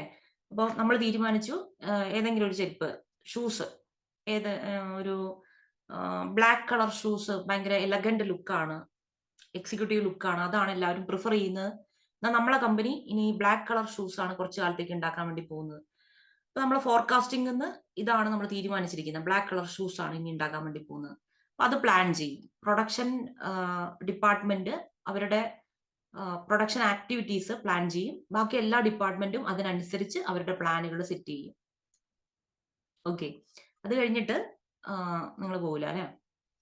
അവസാനം വരെ നിന്ന് നമുക്ക് സെക്രട്ടേറിയറ്റില് എല്ലാവരും അവിടെ പാർട്ടിയൊക്കെ നടത്താം. സെക്രട്ടേറിയറ്റിൽ വെച്ചിട്ട് അല്ല, അവിടെ വെച്ച് നടത്തണ്ട, പുറത്ത് വെച്ചിട്ട് നടത്തിയാൽ മതി. ഓക്കെ, അപ്പോ ടു ഓർഗനൈസ്, നമ്മുടെ കയ്യിലുള്ള റിസോഴ്സുകൾ അതിനനുസരിച്ച് നമ്മൾ ഓർഗനൈസ് ചെയ്യണം. ടു കമാൻഡ്, എന്താണ് നമ്മുടെ ആക്ടിവിറ്റീസ് കറക്റ്റായിട്ട് പ്ലാൻ ചെയ്ത് ഓർഗനൈസ് ചെയ്ത് അതിനനുസരിച്ചുള്ള കമാൻഡ്സ് നമ്മൾ കൊടുക്കണം. Then to coordinate and to control, activities coordinate ചെയ്യണം. കറക്റ്റായിട്ട് നമ്മൾ പ്ലാൻ ചെയ്യുന്ന രീതിയിലല്ലേ കാര്യങ്ങൾ നടക്കുന്നതെന്ന് നോക്കിയിട്ട് കൺട്രോൾ ചെയ്യണം. നമ്മളും അങ്ങനെയാ. നമ്മുടെ ഇന്ന് ടാർഗറ്റ് ചെയ്തു, ഈ കൂൻസ് ഉണ്ടല്ലോ, ഇദ്ദേഹം മറ്റ് പലരുമായിട്ട് ചേർന്നിട്ട്, ഓഡോണൽ എന്ന് പറയുന്നത് നമ്മളെ ഒരു യൂണിവേഴ്സലി അംഗീകരിക്കപ്പെട്ടിട്ടുള്ള ഒരു ടെക്സ്റ്റ് ബുക്കാണ്, പ്രിൻസിപ്പിൾസ് ഓഫ് മാനേജ്മെന്റിന്റെ. ഈ ഓഡോണല് ഒരുപാട് ബുക്ക് എഴുതിയിട്ടുള്ള ഒരാളാണ്. അപ്പൊ ഇദ്ദേഹം ഈ ഒരു കാര്യവുമായിട്ട് റിലേറ്റ് ചെയ്തിട്ട് പല ബുക്കുകളിൽ പല ഡെഫിനിഷൻസ് കൊടുത്തിട്ടുണ്ട്. അപ്പൊ നമ്മള് പ്രിഫർ ചെയ്യുന്ന ടെക്സ്റ്റ് ബുക്ക് എന്ന് പറയുന്നത് കൂൺസ് ആൻഡ് ഓഡോണലിന്റെ ടെക്സ്റ്റ് ബുക്കാണ്. ഓക്കെ, അപ്പം ഈ ഒരു ഡെഫിനിഷനെ ബേസ് ചെയ്തിട്ട് മീൻസ് ഈ ഒരു ഡെഫിനിഷൻ കൊടുത്തിട്ട് ഇത് ആര് ചോദിച്ചതാണ് എന്ന് ഈ നെറ്റ് എക്സാംസിന് ചോദിക്കുന്ന സമയത്ത് ഈ ഒരു ഡെഫിനിഷനാണ് അവർ പ്രിഫർ ചെയ്തിരിക്കുന്നത്. മനസ്സിലായോ? അപ്പൊ നമ്മള് മാനേജ്മെന്റിന്റെ വ്യത്യസ്തമായിട്ടുള്ള ടെക്സ്റ്റ് ബുക്കുകൾ എടുത്താൽ അതിലെല്ലാം വ്യത്യസ്തമായിട്ടുള്ള ഡെഫിനിഷൻസ് നമുക്ക് കാണാൻ വേണ്ടിയിട്ട് പറ്റും. പക്ഷെ നമ്മൾ ഏതെങ്കിലും ഗവൺമെന്റ് ഇതിനു മുന്നേ ഏതെങ്കിലും എക്സാമുകൾ, അത് കേരള PSC മാത്രമല്ല, കേരള PSC പോലും ഈ ഒരു സബ്ജക്റ്റിന് നമ്മുടെ നെറ്റിന്റെ എക്സാമിന്റെ ക്വസ്റ്റ്യൻ പേപ്പറെ നോക്കുള്ളൂ എന്നുള്ളതാണ് തോന്നുന്നത്. കാരണം നമുക്ക് ഒരുപാട് എക്സാമുകൾ ഇതിനു മുൻപ് നടന്നിട്ടില്ല. ഇങ്ങനെ ഒരു സിലബസ് ഒക്കെ കൊടുത്തിട്ട് ആദ്യമായിട്ടാണ് കേരള PSC ഒരു എക്സാം നടത്തുന്നത്. ഇതിനു മുൻപ് മാനേജീരിയൽ ലെവലിലേക്കുള്ള പോസ്റ്റുകളിൽ ഒരു 10 ക്വസ്റ്റ്യൻസ് ഒക്കെ വീതം ഒക്കെ ഡെഫിനിഷൻ എഴുതാനൊന്നും ചോദിക്കില്ല പ്രദീപ്, ഡെഫിനിഷൻ എഴുതാനൊന്നും ചോദിക്കില്ല. പക്ഷെ ഈ തരത്തിൽ ചിലപ്പോൾ ഈ ഡെഫിനിഷൻ തന്നിട്ട് ഇത് ആരുടെ ഡെഫിനിഷൻ ആണെന്ന് ചോദിച്ചേക്കാം. അങ്ങനത്തെ ക്വസ്റ്റ്യൻ ചോദിക്കാറുണ്ട്. ഇഗ്നു മെറ്റീരിയലിന് പ്രിഫറൻസ് കൊടുക്കും നമുക്ക് പറയാൻ പറ്റില്ല. ഏത് കാര്യത്തിനാണെങ്കിലും അതിന് സ്റ്റാൻഡേർഡ് ടെക്സ്റ്റ് ബുക്കുകളുണ്ട്. ഇഗ്നു പോലും ആശ്രയിക്കുന്നത് സ്റ്റാൻഡേർഡ് ടെക്സ്റ്റ് ബുക്കുകളെയാണ്. ഇഗ്നുവിന്റെ കാര്യങ്ങളും നമ്മൾ ഉൾപ്പെടുത്തിയിട്ടുണ്ട് കേട്ടോ. നെറ്റിന്റെ ക്വസ്റ്റ്യൻ പേപ്പർ ഇപ്പൊ കാര്യമായിട്ട് അവർ റെഫർ ചെയ്യുന്നുണ്ട്. മറ്റ് PSCs ആണെങ്കിലും അവരിങ്ങനത്തെ സ്പെഷ്യൽ ടോപ്പിക്കുകളൊക്കെ കൊടുത്തു കഴിയുമ്പോൾ നെറ്റ് എക്സാംസിനെ ആശ്രയിച്ചിട്ടാണ് ഉള്ളത്. LSGS ഓക്സ്ഫോർഡ് പോയോ? ഇല്ല, ക്വസ്റ്റ്യൻ വന്നാൽ ഡിലീറ്റ് ആവാതിരിക്കട്ടെ എന്ന് വേണം നമ്മൾ പ്രാർത്ഥിക്കാൻ. എന്ന് വെച്ചിട്ടുണ്ടെങ്കിൽ നമ്മൾ പഠിച്ചെഴുതി കഴിയുമ്പോൾ പിന്നെ അതിന് എന്തിന് ഡിലീറ്റ് ആവുന്നേ?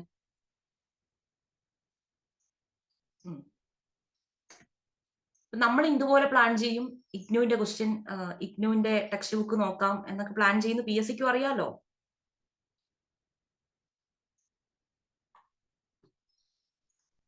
ഓക്കെ. അപ്പൊ ഇഗ്നു മാത്രമല്ല, പോണ്ടിച്ചേരി യൂണിവേഴ്സിറ്റിന്റെ ടെക്സ്റ്റ് ബുക്കുകളിൽ നമ്മുടെ ഈ ഒരു കാര്യങ്ങളൊക്കെ പറയുന്നുണ്ട്. അതേപോലെ നോർത്ത് ബേസ്ഡ് യൂണിവേഴ്സിറ്റീസ് ഉണ്ടായിരുന്നു കുറച്ചെണ്ണം. അതിലൊക്കെ അവരുടെയൊക്കെ ഡിസ്റ്റൻസ് എഡ്യൂക്കേഷൻ മെറ്റീരിയൽ MBAയുടെ അതില് ഉണ്ടായിരുന്നു. ഈ കാര്യങ്ങളൊക്കെ പറയുന്നുണ്ട്. ഏതൊരു മാനേജ്മെന്റ് ടെക്സ്റ്റ് ബുക്കുകൾ എടുത്താലും ഈ കാര്യങ്ങളൊക്കെ ഉണ്ട്. പക്ഷെ നമ്മൾ ഈ സ്റ്റാൻഡേർഡ് ആയിട്ട് അംഗീകരിച്ചിട്ടുള്ള ഒരു ടെക്സ്റ്റ് ബുക്കാണ് കൂൺസ് ആൻഡ് ഓഡണ്ടൽ എന്ന് പറയുന്നത്.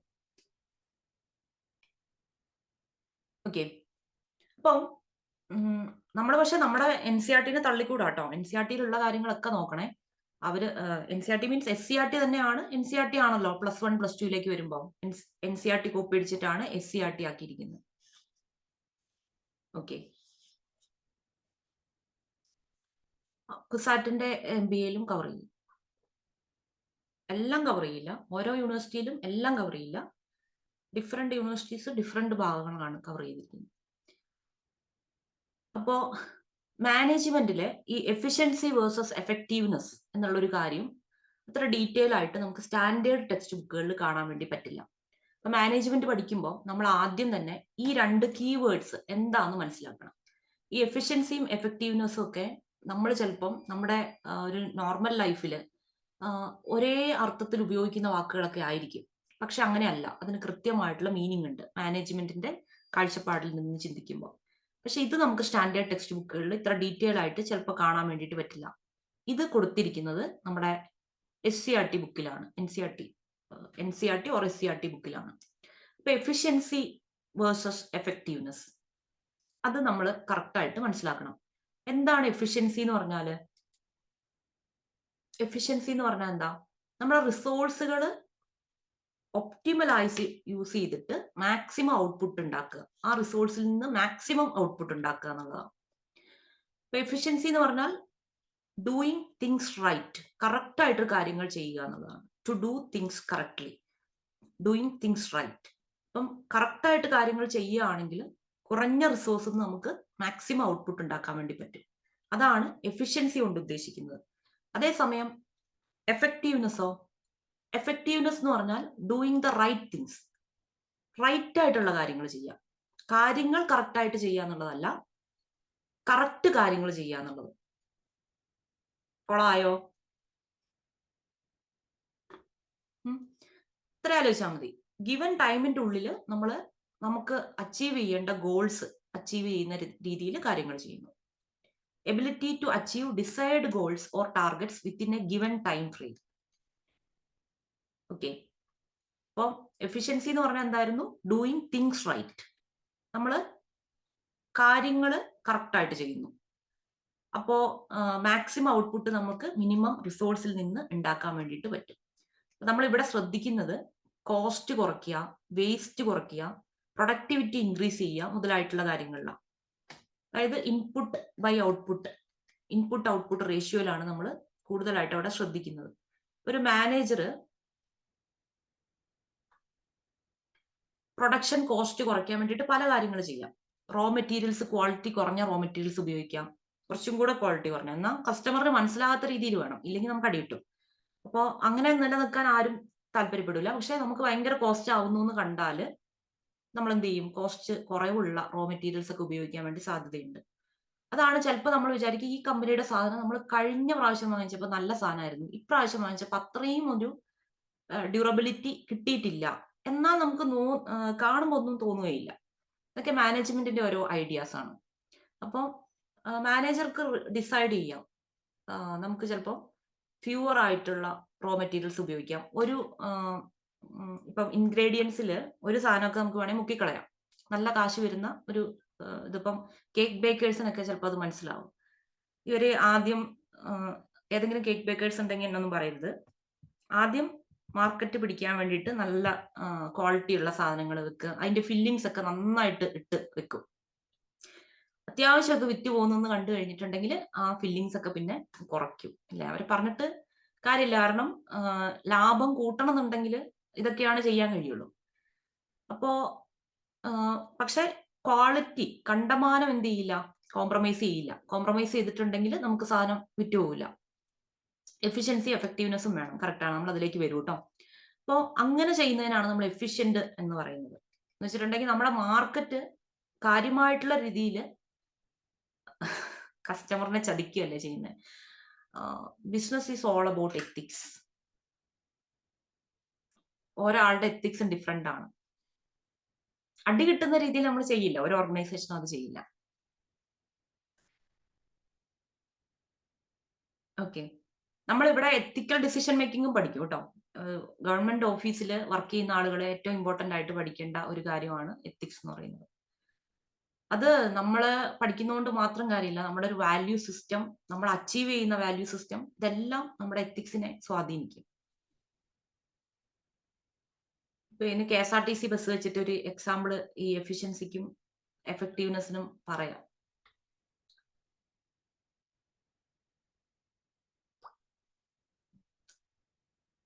കസ്റ്റമർ ഡിസൈർ ചെയ്യുന്ന ക്വാളിറ്റി കോംപ്രമൈസ് ചെയ്തിട്ടുണ്ടെങ്കിൽ നമ്മുടെ ബിസിനസ് നിലനിൽക്കില്ല.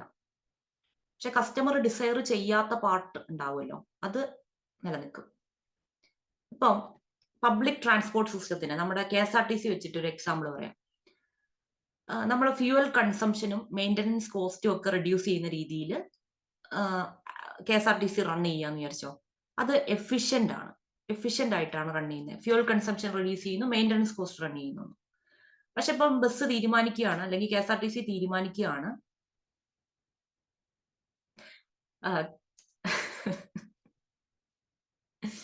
ഇങ്ങനെ പ്രോഫിറ്റ് എടുക്കുന്നതിലും നല്ലത് കക്കാൻ ഇറങ്ങുന്നതാണ്. ചില ബിസിനസ്സുകാരോട് നമ്മൾ അങ്ങനെ പറയാറില്ലേ യദു?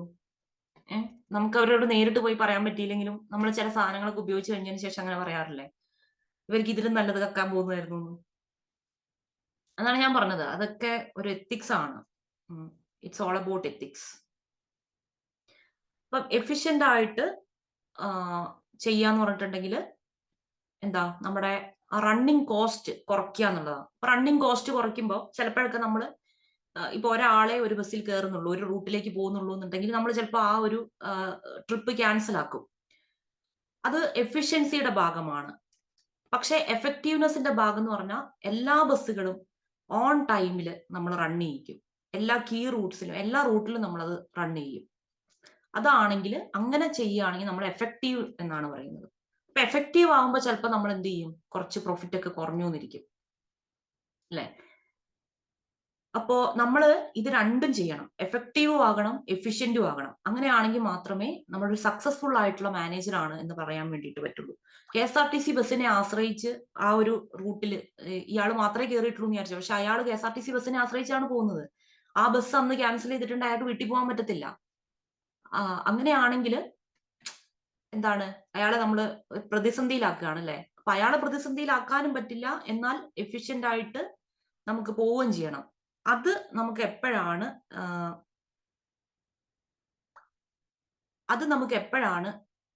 ചെയ്യാൻ വേണ്ടി പറ്റുന്നത്? അപ്പോഴാണ് നമ്മളൊരു സക്സസ്ഫുൾ മാനേജർ ആകുന്നത്. എഫക്റ്റീവ് ആയിട്ട് ചെയ്യാന്ന് പറഞ്ഞിട്ടുണ്ടെങ്കിൽ എന്താണ്, റൈറ്റ് കാര്യങ്ങൾ ചെയ്യാം, doing the right things. Decide goals നമുക്ക് തന്നിരിക്കുന്ന ടൈം ഫ്രെയിമിന്റെ ഉള്ളിൽ കറക്റ്റ് ആയിട്ട് ചെയ്യുന്നതിനെയാണ് എഫക്റ്റീവ്നെസ് എന്ന് പറയുന്നത്. സബ്ജക്ട് ഡ്രൈ ആയി വരുന്നുണ്ടോ? അതുകൊണ്ടാണോ ഇറങ്ങി പോകുന്നത്?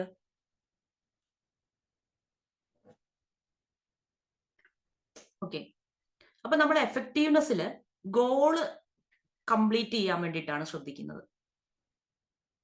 ഓക്കെ, ഗോള് കംപ്ലീറ്റ് ചെയ്യുക എന്നുള്ളതാണ് എഫക്റ്റീവ്നെസ്സിൽ നമ്മൾ ശ്രദ്ധിക്കുന്നത്. ഇല്ല ഇല്ല രേഷ്മ, ഉണ്ണിക്കുട്ടന് ഡ്രൈ ആയിട്ട് തോന്നുന്നുണ്ടോ?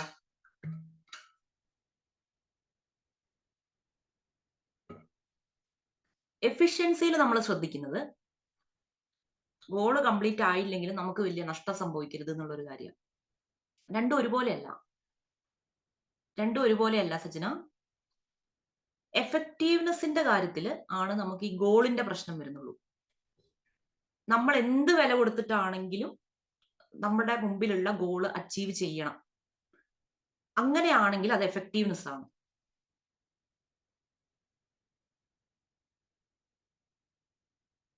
ഇതെങ്ങനെ തിരിച്ചറിയും? അത് ഗോള് നോക്കിയിട്ടാണ് തിരിച്ചറിയുന്നത്. എഫക്റ്റീവായിട്ടൊരു കാര്യം ചെയ്യുമ്പോൾ എപ്പോഴും പ്രോഫിറ്റ് കുറയണം എന്നൊന്നുമില്ല. അത് സാഹചര്യങ്ങൾക്കനുസരിച്ച് ചിലപ്പോൾ പ്രോഫിറ്റ് കുറയും.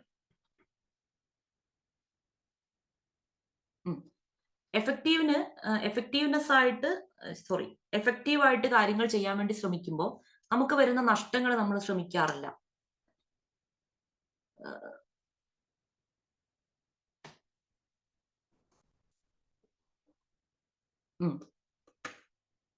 നമ്മൾ പഠിക്കാൻ തീരുമാനിച്ചിരിക്കുന്നു. ഇപ്പം ഞാൻ പറയാം, എല്ലാം വായിച്ചു കഴിഞ്ഞേക്കും. എഫക്റ്റീവായിട്ടും എഫിഷ്യന്റ് ആയിട്ടും പഠിക്കുന്ന കാര്യങ്ങൾ നമുക്ക് നോക്കാം. Effective, efficient.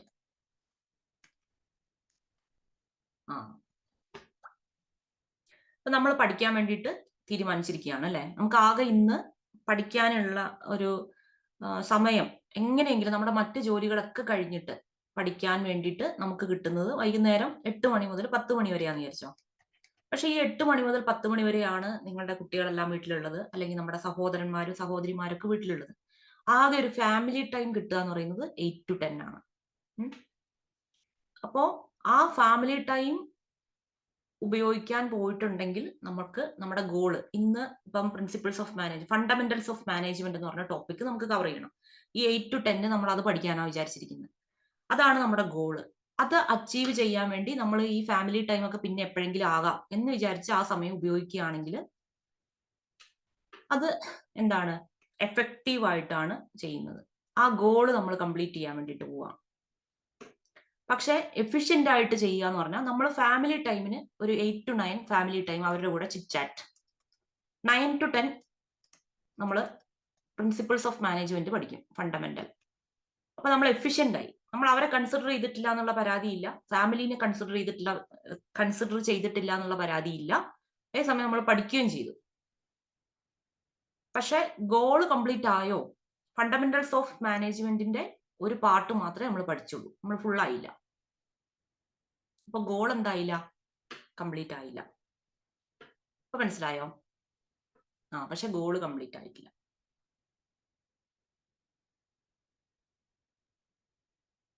ഔട്ട്പുട്ടിൽ ഡിഫറൻസ് വരും അശ്വതി. എഫിഷ്യൻസിയിൽ ഗോള് കംപ്ലീറ്റ് ചെയ്യണമെന്ന് നിർബന്ധമില്ല. മാക്സിമം ഉണ്ടാക്കുക എന്നുള്ളതാണ്, മാക്സിമം കിട്ടുക എന്നുള്ളതാണ്. കാരണം നമുക്ക് ഈ 1 മണിക്കൂർ റിസോഴ്സ് അല്ലേ ഇവിടെ ഉള്ളൂ. ഈ 1 മണിക്കൂർ റിസോഴ്സ് കൊണ്ട് നമുക്ക് പാർട്ട് 1 മാത്രമേ കംപ്ലീറ്റ് ചെയ്യാൻ പറ്റിയിട്ടുള്ളൂ.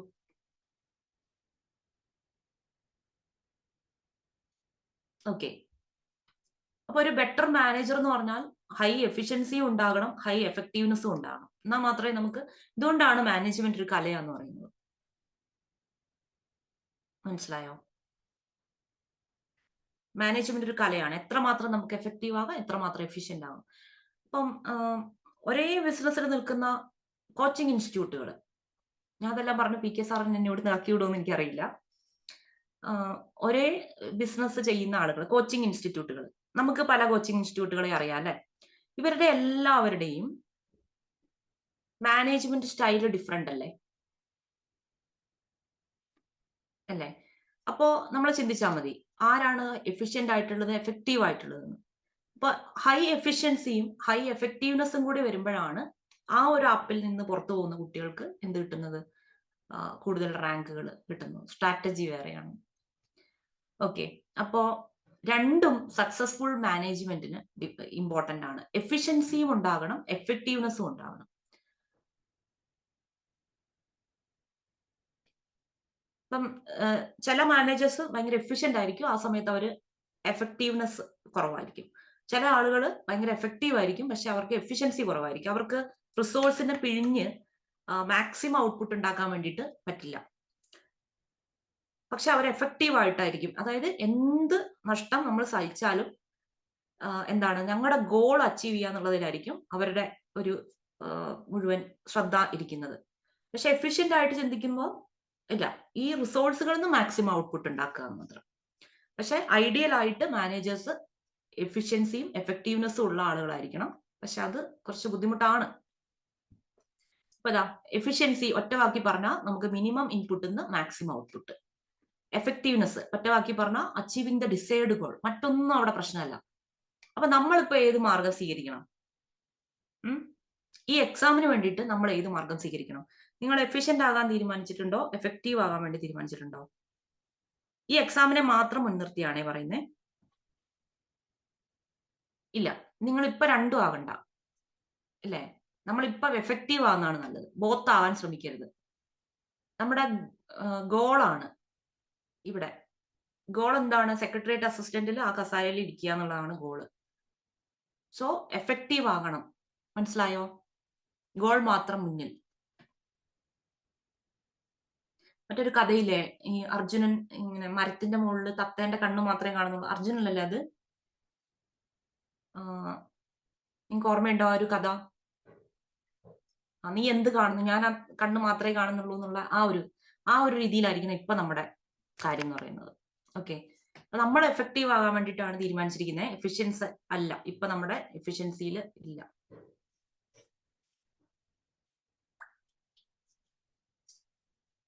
മിനിമം ഇൻപുട്ട് എന്ന് പറയുമ്പോൾ വേസ്റ്റേജ് ഓഫ് റിസോഴ്സ് എന്ന് പറയാൻ കഴിയുമോ? ഇല്ല. ഇനിയിപ്പോ നമ്മളിത് കൂടുതൽ ഇപ്പൊ മനസ്സിലായല്ലോ. മിനിമം ഇൻപുട്ടിൽ നിന്ന് മാക്സിമം ഔട്ട്പുട്ട്. ഓക്കെ, ഇപ്പൊ രണ്ട് കാര്യങ്ങളും എഫക്റ്റീവ്നെസ്സും എഫിഷ്യൻസിയും മോഡേൺ മാനേജ്മെന്റിന് ഇമ്പോർട്ടന്റ് ആണ്. ഞാനിപ്പോ എക്സാമിന് വേണ്ടി മാത്രമാണ് എഫക്റ്റീവ്നെസ് എന്ന് പറഞ്ഞത് കേട്ടോ. നമ്മൾ ലൈഫിൽ രണ്ടും ആവുന്നതാണ് നല്ലത്. എഫിഷ്യന്റും എഫക്റ്റീവും ആവുന്നതാണ് നല്ലത്. പക്ഷെ എക്സാമിനെ മുൻനിർത്തി നമുക്കിതൊന്ന് ഓർമ്മ നിൽക്കാനും കൂടിയാണ്. ഡിസൈഡ് ഗോളിലേക്കുമാണ് നമ്മുടെ മുഴുവൻ ശ്രദ്ധയുള്ളത്. പ്രീവിയസ് സ്ലൈഡിൽ എന്താണെന്നാണ് മുസിന?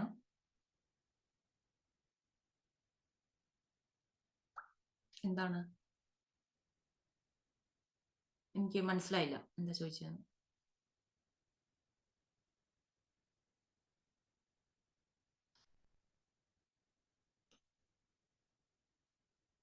ഓക്കെ, ഇതും കൂടെ നോക്കിയിട്ട് സംശയം ഉണ്ടെങ്കിൽ പറഞ്ഞോ.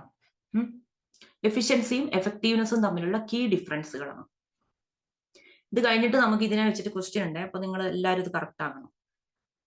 അപ്പോ എഫിഷ്യൻസി എന്ന് പറഞ്ഞാൽ ഡൂയിങ് തിങ്സ് റൈറ്റ്. നമ്മൾക്ക് ചെയ്യാനുള്ള കാര്യങ്ങൾ ശരിയായ രീതിയിൽ ചെയ്യുന്നു എന്നുള്ളതാണ് എഫിഷ്യൻസി. എഫക്റ്റീവ്നെസ് എന്ന് പറഞ്ഞിട്ടുണ്ടെങ്കിൽ ഡൂയിങ് ദ റൈറ്റ് തിങ്സ്. ശരിയായിട്ടുള്ള കാര്യങ്ങൾ ചെയ്യുക. കാര്യങ്ങൾ ശരിയായി ചെയ്യുക എന്നുള്ളതല്ല, ശരിയായിട്ടുള്ള കാര്യങ്ങൾ ചെയ്യുക, എഫക്റ്റീവ് ആകുക. അപ്പോൾ നമ്മൾ എക്സാമിന് പഠിക്കുന്ന കുട്ടികളാകുമ്പോൾ നമ്മളെ സംബന്ധിച്ച് ശരിയായിട്ടുള്ള കാര്യം എന്ന് പറഞ്ഞാൽ നമുക്ക് കിട്ടുന്ന സമയം മുഴുവനും പഠിക്കാൻ വേണ്ടി ചെലവഴിക്കുക എന്നുള്ളതാണ്. വീട്ടുകാരൊക്കെ അവിടെ ഉണ്ടാവുമല്ലോ, അത് കഴിഞ്ഞിട്ട് നമുക്ക് അവരെ കാണാം എന്നുള്ളൊരു സെറ്റപ്പ്.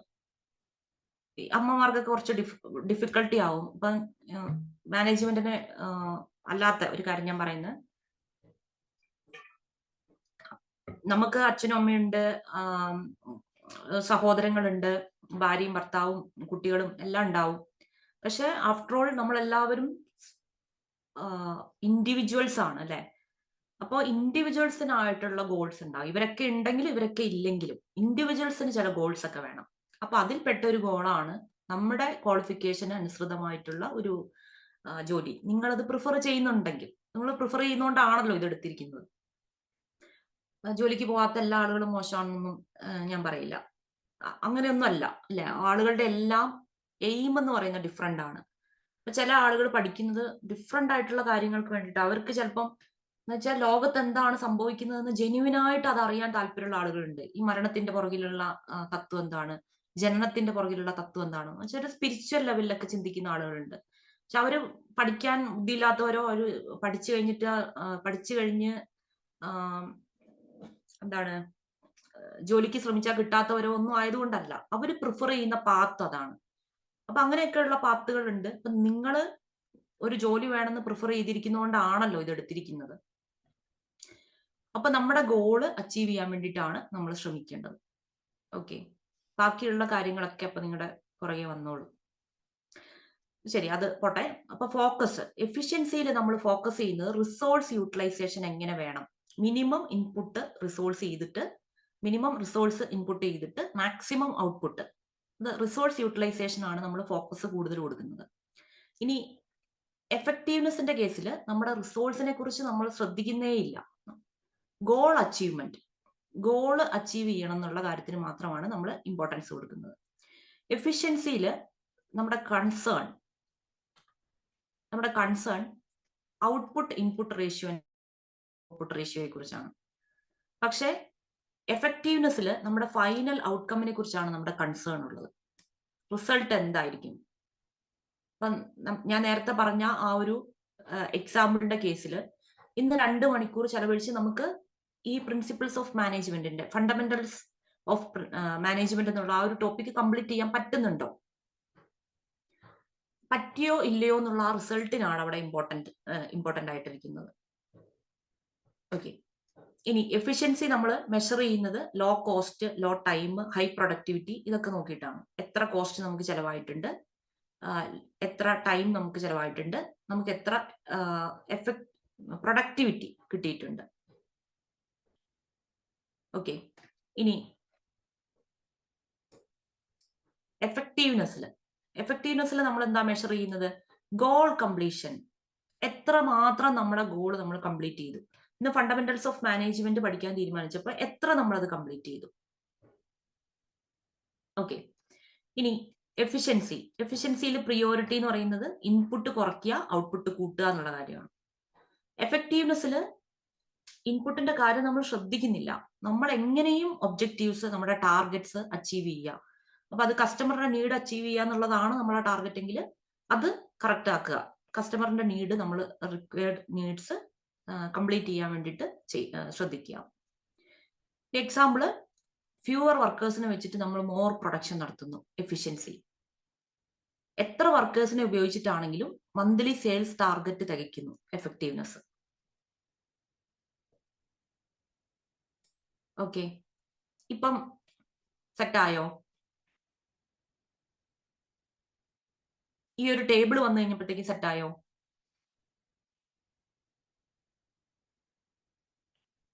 ഓക്കെ,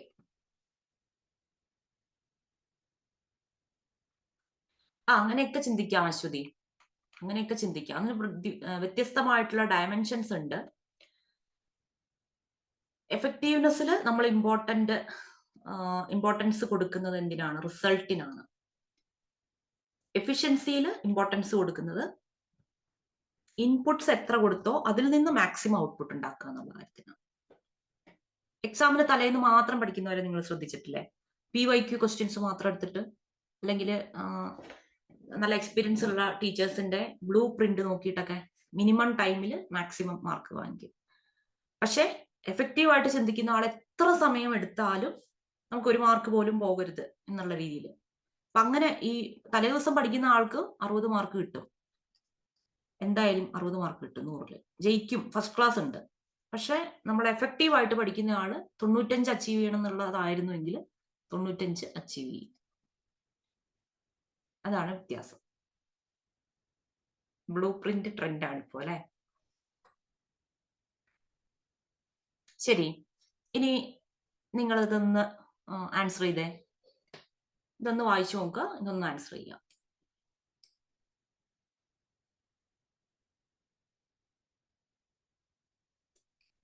എഫക്റ്റീവ്നെസ് ആദ്യം അച്ചീവ് ചെയ്തിട്ട് എന്താണ് അതിനുശേഷം എഫിഷ്യന്റ് ആകുന്നതാണോ നല്ലത്? എല്ലാവരും ബിസിനസ് ചെയ്തിട്ട് ഒരേപോലത്തെ റിസൾട്ട് കിട്ടാറുണ്ടോ യദു? അത് നമ്മുടെ ഒരു ബിസിനസ് സ്റ്റൈൽ അല്ലേ? ചില ആളുകൾ എഫക്റ്റീവ്നെസ്സിൽ ശ്രദ്ധിക്കും, ചില ആളുകൾ എഫിഷ്യൻസിയിൽ ശ്രദ്ധിക്കും. അപ്പൊ നമുക്കൊരു സിംഗിൾ സ്റ്റൈലാണ് ബെറ്റർ എന്ന് പറയാൻ വേണ്ടിയിട്ട് പറ്റില്ല. എത്ര നന്നായിട്ട് ചെയ്താലും ബിസിനസ് പരാജയപ്പെട്ടു പോകുന്ന ആളുകളും ഇല്ലേ?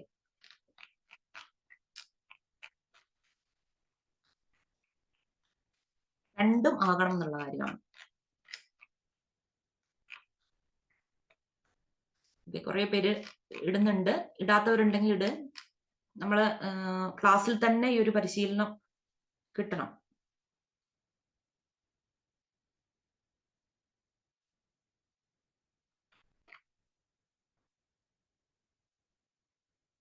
എഫിഷ്യൻസി ആയവർ പിന്നെ മെല്ലെ മെല്ലെ എഫക്റ്റീവ് ആവും, പിന്നെ കമ്പനി കൂട്ടും.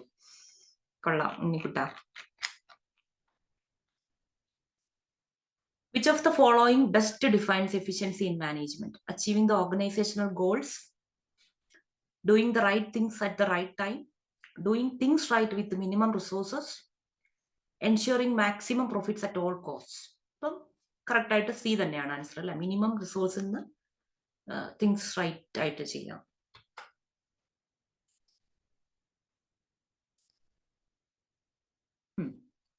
എഫക്റ്റീവ്നെസ്. അടുത്തത്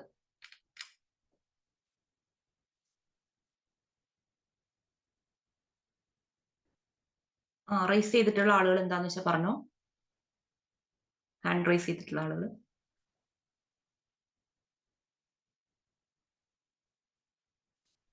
ഈ ഒരു ക്ലാസ്സിൽ ഡിഫിക്കൽട്ട് ആയിട്ടുള്ള ക്വസ്റ്റ്യൻസ്, ഡിഫിക്കൽട്ട് അല്ല, കുറച്ചൊരു ഇതാണെന്ന് ഞാൻ വിചാരിക്കുന്ന ക്വസ്റ്റ്യൻസ് ഈ ഒരു പാട്ടെന്നേ ഉള്ളൂ. ഇത് വെടിക്കെട്ടിന്റെ ഒരു ചെറിയ ആരംഭം മാത്രമാണ്. നല്ല ക്വസ്റ്റ്യൻസ് വരും കേട്ടോ. ഇത് നമ്മുടെ usual PSC type question. Okay, അപ്പം എഫക്റ്റീവ്നെസ് എന്ന് പറഞ്ഞാൽ it is concerned with achieving desired objectives. നമ്മൾ വിചാരിക്കുന്ന, നമ്മൾ ഡിസൈർ ചെയ്യുന്ന ഒബ്ജക്റ്റീവ്സ് കറക്റ്റ് ആയിട്ടുള്ളതാണ്. ഓക്കെ, നമുക്ക് ഈ ഒരു ക്വസ്റ്റ്യൻ നോക്കിയേ. Statement level questions.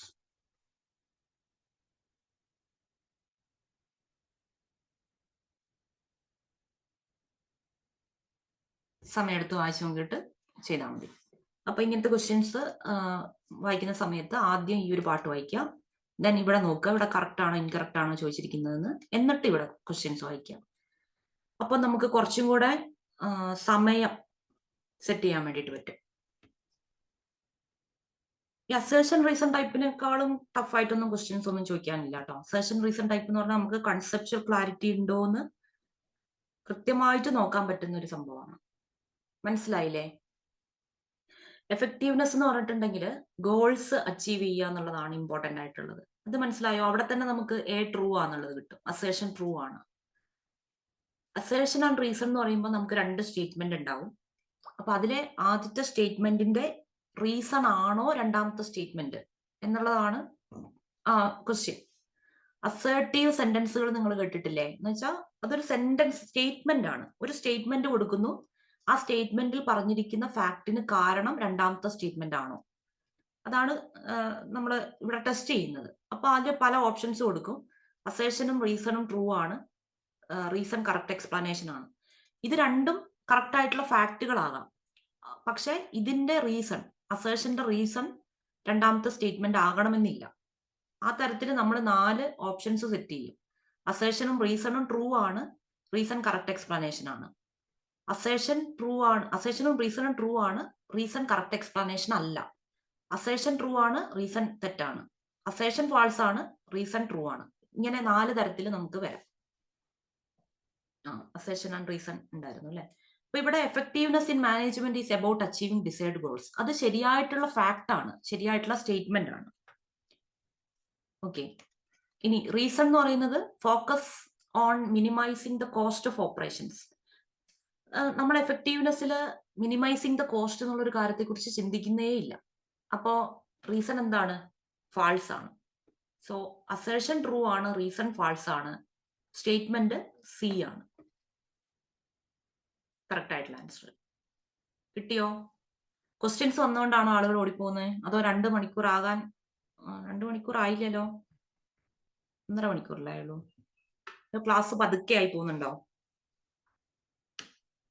ഒരു ഡ്രൈ സബ്ജക്റ്റ് ആണല്ലോ, പുതുത് ആണല്ലോ എന്ന് വിചാരിച്ചിട്ടാണ്. ഓക്കെ, ഞാൻ പറഞ്ഞില്ല, ഞാൻ മറ്റേ ഈ ലാംഗ്വേജ് ബാക്ക്ഗ്രൗണ്ട് ഉള്ള ആളുകളെയും കൂടെ മനസ്സിൽ കാണുന്നതുകൊണ്ടാണ്. നിങ്ങൾക്ക് എഫക്റ്റീവ്നെസ് എഫിഷ്യൻസിയും കറക്റ്റ് ആയിട്ട് മനസ്സിലായാലേ ഈ ഒരു എഫക്റ്റീവ്നെസ് ആൻഡ് എഫിഷ്യൻസി എന്ന് പറയുന്നത് നമുക്ക് നല്ല ഇതുപോലെ ട്വിസ്റ്റഡ് ക്വസ്റ്റ്യൻസ് വരാൻ ചാൻസ് ഉള്ള ഒരു മേഖലയാണ്. അതുകൊണ്ടാണ് ഞാൻ ഇത് കൊണ്ടുവന്നത്.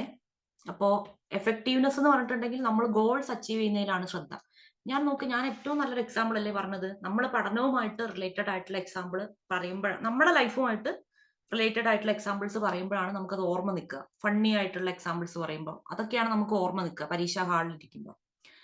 അപ്പോ നമുക്ക് ഈ 2 മണിക്കൂർ എത്രയോ മണിക്കൂർ ഉപയോഗിച്ചിട്ടാണെങ്കിലും ഇന്ന് നമ്മൾ വിചാരിച്ചിട്ടുള്ള ഭാഗം തീർക്കുന്നു. അതാണ് എഫക്റ്റീവ്നെസ് എന്ന് പറയുന്നത്. അപ്പൊ അത് ട്രൂ ആണ്. ഇവിടെ തന്നിരിക്കുന്നത് ട്രൂ ആണ്. പിന്നെ it focuses on minimising the cost of operation. അപ്പൊ ഇവിടെ കോസ്റ്റ് ഓഫ് ഓപ്പറേഷൻ മിനിമൈസ് ചെയ്യാന്ന് പറഞ്ഞാൽ നമ്മളെ ടൈം ഉപയോഗിക്കുന്ന കുറയ്ക്കുക എന്നുള്ളതാണ്. അത് നമ്മൾ ചിന്തിക്കുന്നേ ഇല്ലല്ലോ. അത് നമ്മൾ ചിന്തിക്കുന്നത് എവിടെയാണ്? അത് എഫിഷ്യൻസിയിലാണ് ചിന്തിക്കുന്നത്. അപ്പൊ ഇത് തെറ്റാണ്. റീസൺ തെറ്റാണ്. റീസൺ ആസ് എ സ്റ്റേറ്റ്മെന്റ് അത് തെറ്റാണ്.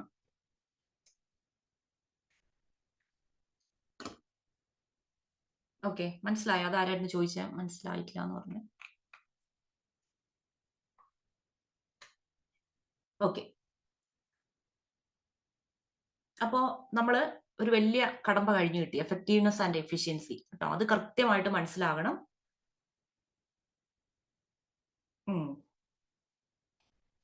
KGP നല്ല എക്സാമ്പിൾ ആട്ടോ അത്. ഇനി നമുക്ക് മാനേജ്മെന്റിന്റെ ക്യാരക്ടറിസ്റ്റിക്സ് എന്തൊക്കെയാന്ന് നോക്കാം. ഇവിടെ ഞാനൊന്ന് ലിസ്റ്റ് ചെയ്തിട്ടുണ്ട്. ഇത് നിങ്ങളിതിന്റെ എക്സ്പ്ലനേഷൻ ഒന്നും വായിക്കണ്ട. കാരണം ഇത് നിങ്ങൾക്ക് ഇനി എക്സാമിന് ഇത് നിങ്ങൾ വായിച്ചൊക്കെ കഴിഞ്ഞു കഴിഞ്ഞിട്ടേ ഇത്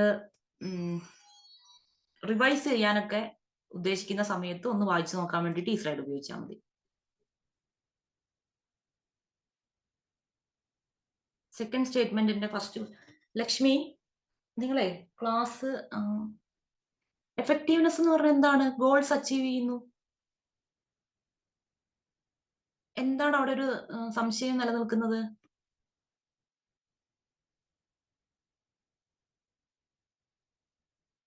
എഫിഷ്യൻസി എന്ന് പറഞ്ഞാൽ ഗോൾ അച്ചീവ് ചെയ്യുന്നുണ്ടോ എന്നുള്ളത് പ്രധാനമല്ല. നമ്മൾ ഉപയോഗിക്കുന്ന ഇൻപുട്ടിന് മാക്സിമം ഔട്ട്പുട്ട് കിട്ടുന്നുണ്ടോ എന്നുള്ളതാണ് പ്രധാനമായിട്ടുള്ളൂ. എഫക്റ്റീവ്നെസ്സിൽ നമ്മൾ ചെലവാക്കേണ്ടി വരുന്ന കാര്യത്തെക്കുറിച്ച് നമ്മൾ ചിന്തിക്കുന്നില്ല. നമ്മൾ ഉദ്ദേശിക്കുന്ന എന്താണ്?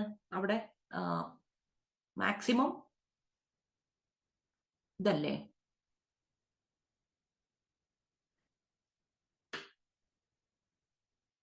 A manager who completes a task using more resource than required is efficient. Efficiency എപ്പോഴാണുള്ളത്? മിനിമം ഇൻപുട്ടിൽ നിന്ന് മാക്സിമം ഔട്ട്പുട്ട് കിട്ടുമ്പോൾ. മിനിമം ഇൻപുട്ടിൽ നിന്ന്. ഇവിടെ മോർ റിസോഴ്സ് ഉപയോഗിക്കുന്നു എന്ന് പറയുന്നത് എന്ന് വെച്ചിട്ടുണ്ടെങ്കിൽ ഇൻപുട്ട് കൂടുന്നു എന്ന്. അപ്പൊ അത് എഫിഷ്യന്റ് ആവുമോ? ഇല്ല.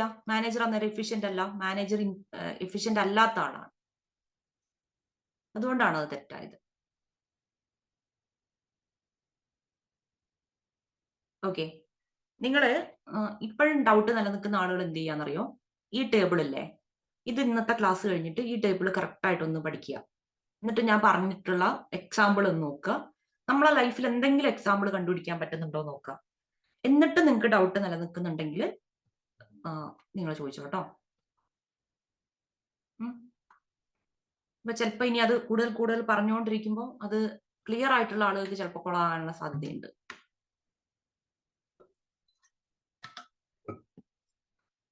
ഓക്കെ, പിന്നെ ഈ ഫീച്ചേഴ്സ്, ക്യാരക്ടറിസ്റ്റിക്സ് ഓഫ് മാനേജ്മെന്റ്. അപ്പൊ നമ്മുടെ മാനേജ്മെന്റിന് കുറെ ബേസിക് ആയിട്ടുള്ള ഫീച്ചേഴ്സ് ഉണ്ട്, ക്യാരക്ടറിസ്റ്റിക്സ് ഉണ്ട്. അപ്പോ അത് നമ്മൾ ഡീറ്റെയിൽ ആയിട്ട് പഠിക്കണം. കാരണം ഇവിടുന്നും സ്റ്റേറ്റ്മെന്റ് ക്വസ്റ്റ്യൻസ് വരാൻ സാധ്യതയുണ്ട്. നമുക്ക് അറിയില്ല സ്റ്റേറ്റ്മെന്റ് ക്വസ്റ്റ്യൻസ് വരുമോ ഇല്ലയോ, എന്താണ് ഇവരെ പ്ലാൻ എന്നറിയില്ല. അപ്പൊ ഇവരെന്ത് പ്ലാൻ ചെയ്താലും ജസ്റ്റ് MCQs, നമ്മുടെ traditional PSC model just MCQs plan ചെയ്താലും നമ്മൾ അടിക്കും. അതല്ല ഇവരിപ്പോ ടെസ്റ്റഡ് ആയിട്ട് ചോദിച്ചാലും നമ്മൾ അടിക്കും. ആ രീതിയിലുമാണ് നമ്മൾ പോകാൻ വേണ്ടിയിട്ട്. ഇത്രയും സമയം ചെലവഴിച്ച് നിങ്ങൾ പൈസ കൊടുത്ത് പെയ്ഡ് കോഴ്സ് ഒക്കെ എടുത്ത് നിൽക്കുകയാണ്. നമ്മൾ ക്ലാസ് എടുക്കാൻ ഇത്രയും സമയം ചെലവഴിക്കുന്നുണ്ട്. അപ്പൊ നമ്മുടെ ഒരു കളക്റ്റീവ് ആയിട്ടുള്ള എഫോർട്ടാണ്. അപ്പൊ ഏത് രീതിയിൽ ചോദിച്ചാലും അടിക്കാൻ പറ്റണം. അപ്പൊ അതാണ് നമ്മുടെ ഒരു ഉദ്ദേശം എന്ന് പറയുന്നത്. ശരി, അപ്പോ മാനേജ്മെന്റിന്റെ ഫീച്ചേഴ്സ് എന്തൊക്കെയാണെന്ന് ജസ്റ്റ് ഒന്ന് നോക്കാം. ഒന്നാമത്തത്, മാനേജ്മെന്റ് എന്ന് പറയുന്നത് ഗോൾ ഓറിയന്റഡ് ആണ്. രണ്ടാളുകൾ ചേരുന്ന എല്ലാ സ്ഥലത്തും നമുക്ക് മാനേജ്മെന്റ് റിക്വയർഡ് ആണ്. അവർ തമ്മിൽ ഒരു അടി ഉണ്ടാകാതിരിക്കാൻ നമ്മൾ ചെയ്യുന്ന കാര്യങ്ങളെല്ലാം എന്താണ്? മാനേജ്മെന്റ് എന്നാണ് വിളിക്കുന്നത്, അല്ലെ? അപ്പോ അവിടെ ഒരു ഗോൾ ഉണ്ട്. രണ്ടുപേര് ചേർന്ന് നിൽക്കുമ്പോൾ അല്ലെങ്കിൽ ഒരു ഓർഗനൈസേഷൻ ഉണ്ടായി കഴിയുമ്പോൾ ആ ഓർഗനൈസേഷൻ ഒരു ഗോൾ ഉണ്ട്. ആ ഗോള് അച്ചീവ് ചെയ്യുക. അതിനു വേണ്ടിയിട്ടാണല്ലോ ഓർഗനൈസേഷൻ മുഴുവൻ നിലകൊള്ളുന്നത്. അപ്പോൾ മാനേജ്മെന്റ് ഗോൾ ഓറിയന്റഡ് ആണ്. പിന്നെ മാനേജ്മെന്റിൽ നമ്മൾ പറയുന്ന തിയറീസും പ്രിൻസിപ്പിൾസും ഒക്കെ എല്ലാ ഫീൽഡിലും എല്ലാ ലെവലിലും അപ്ലിക്കബിൾ ആണ്. ഇപ്പൊ ഒരു വലിയ ഓർഗനൈസേഷൻ, ആ ഓർഗനൈസേഷനിൽ ഒരു ഹയറാർക്കി ഉണ്ടാവും, MD ഉണ്ടാവും, MDയുടെ അണ്ടറിൽ കുറെ ഡിപ്പാർട്ട്മെന്റ് ഉണ്ടാവും, marketing, HR, human resource, HR തന്നെയാണല്ലോ human resource, operations, productions, systems, ഇങ്ങനെ കുറെ ഡിപ്പാർട്ട്മെന്റ് ഉള്ള ഒരു വലിയ ഓർഗനൈസേഷൻ ആണ്. അതിന്റെ കീഴിലേക്ക് കുറെ ഹൈറാർക്കിയിൽ ഏറ്റവും താഴെ ചിലപ്പം നമ്മള് ഇത് വൃത്തിയാക്കുന്ന ആളുകളൊക്കെയാണ് ഉണ്ടാവുക എന്ന് വിചാരിച്ചോ.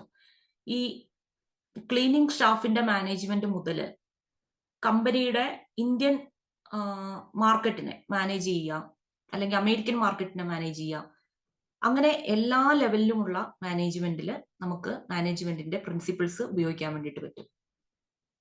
ഇപ്പൊ നമ്മുടെ വീട്ടിൽ നമ്മളൊരു പപ്പട കമ്പനി തുടങ്ങും, വീട്ടിൽ പപ്പടം ഉണ്ടാക്കുകയാണെങ്കിലും അതിന് നമ്മൾ ഇതൊക്കെ വെച്ചിട്ട് പപ്പട കമ്പനി ആയിട്ടല്ലേ സെറ്റ് ചെയ്യുന്നത്. അപ്പൊ നമ്മളെ പപ്പട കമ്പനി മാനേജ് ചെയ്യുന്നതും ഇൻഫോസിസ് മാനേജ് ചെയ്യുന്നതും സെയിം പ്രിൻസിപ്പിൾസ് ഉപയോഗിച്ചിട്ടാണ്. പക്ഷെ അതിന്റെ ലെവലൊന്നും മാറുന്നേ ഉള്ളൂ. സോ നമുക്കതിനെ യൂണിവേഴ്സൽ എന്ന് വിളിക്കാം. അതുകൊണ്ട് സോഷ്യൽ പ്രോസസ്, മാനേജ്മെന്റ് ഒരു സോഷ്യൽ പ്രോസസ് ആണ്. കാരണം നമ്മൾ ഇവിടെ ഡീൽ ചെയ്യുന്നത് പീപ്പിൾ വർക്കിംഗ് ഇൻ ഗ്രൂപ്പ്സ്. ഒരു ഗ്രൂപ്പിൽ വർക്ക് ചെയ്യുന്ന പീപ്പിളിനെയാണ് നമ്മളിവിടെ മാനേജ് ചെയ്യുന്നത്. അതുകൊണ്ട് തന്നെ ഇതൊരു സോഷ്യൽ പ്രോസസ് ആണ്. കാരണം മാൻ എന്ന് പറയുന്നത് എന്താ, ഒരു സോഷ്യൽ ബീങ് ആണ്. അപ്പൊ മനുഷ്യന്മാർ അവര് ഒറ്റയ്ക്കിരിക്കുമ്പോഴും അവർ ഗ്രൂപ്പിൽ പോകുമ്പോഴും എല്ലാം അവരുടെ സ്വഭാവം മാറും. ഒരു എക്സാമ്പിൾ ഞാൻ പറയാം. നമ്മളെ നാട്ടിലൊക്കെ പണ്ട് ഈ കലിങ്ക് എന്ന് പറഞ്ഞ സംഭവമുണ്ട്. അതായത് അതിന്റെ താഴെ കൂടെ വെള്ളം ഒഴുകി പോകും. നിങ്ങൾ കലിങ്ക് കണ്ടിട്ടുണ്ടാവും, നമ്മൾ പഴയ സിനിമകളിലൊക്കെ കാണാം. അപ്പൊ പഴയ സിനിമകളിലൊക്കെ ഈ കലിങ്കിന്റെ മുകളിൽ ഒരു ഗ്രൂപ്പ് ഓഫ് പീപ്പിൾ, ആ നാട്ടിലെ പ്രധാനപ്പെട്ട ജോലിയില്ലാത്ത ആളുകളൊക്കെ വന്നിങ്ങനെ ഇരിക്കും. എന്നിട്ട് ഈ പെൺകുട്ടികൾ പോകുമ്പോൾ ഈ കലിങ്കിൽ ഇരുന്നിട്ട് കലാപരിപാടികൾ, അതായത് ഹായ്, പാട്ട് പാടുക, ഇങ്ങനെയുള്ള പരിപാടികളൊക്കെ നടത്തും.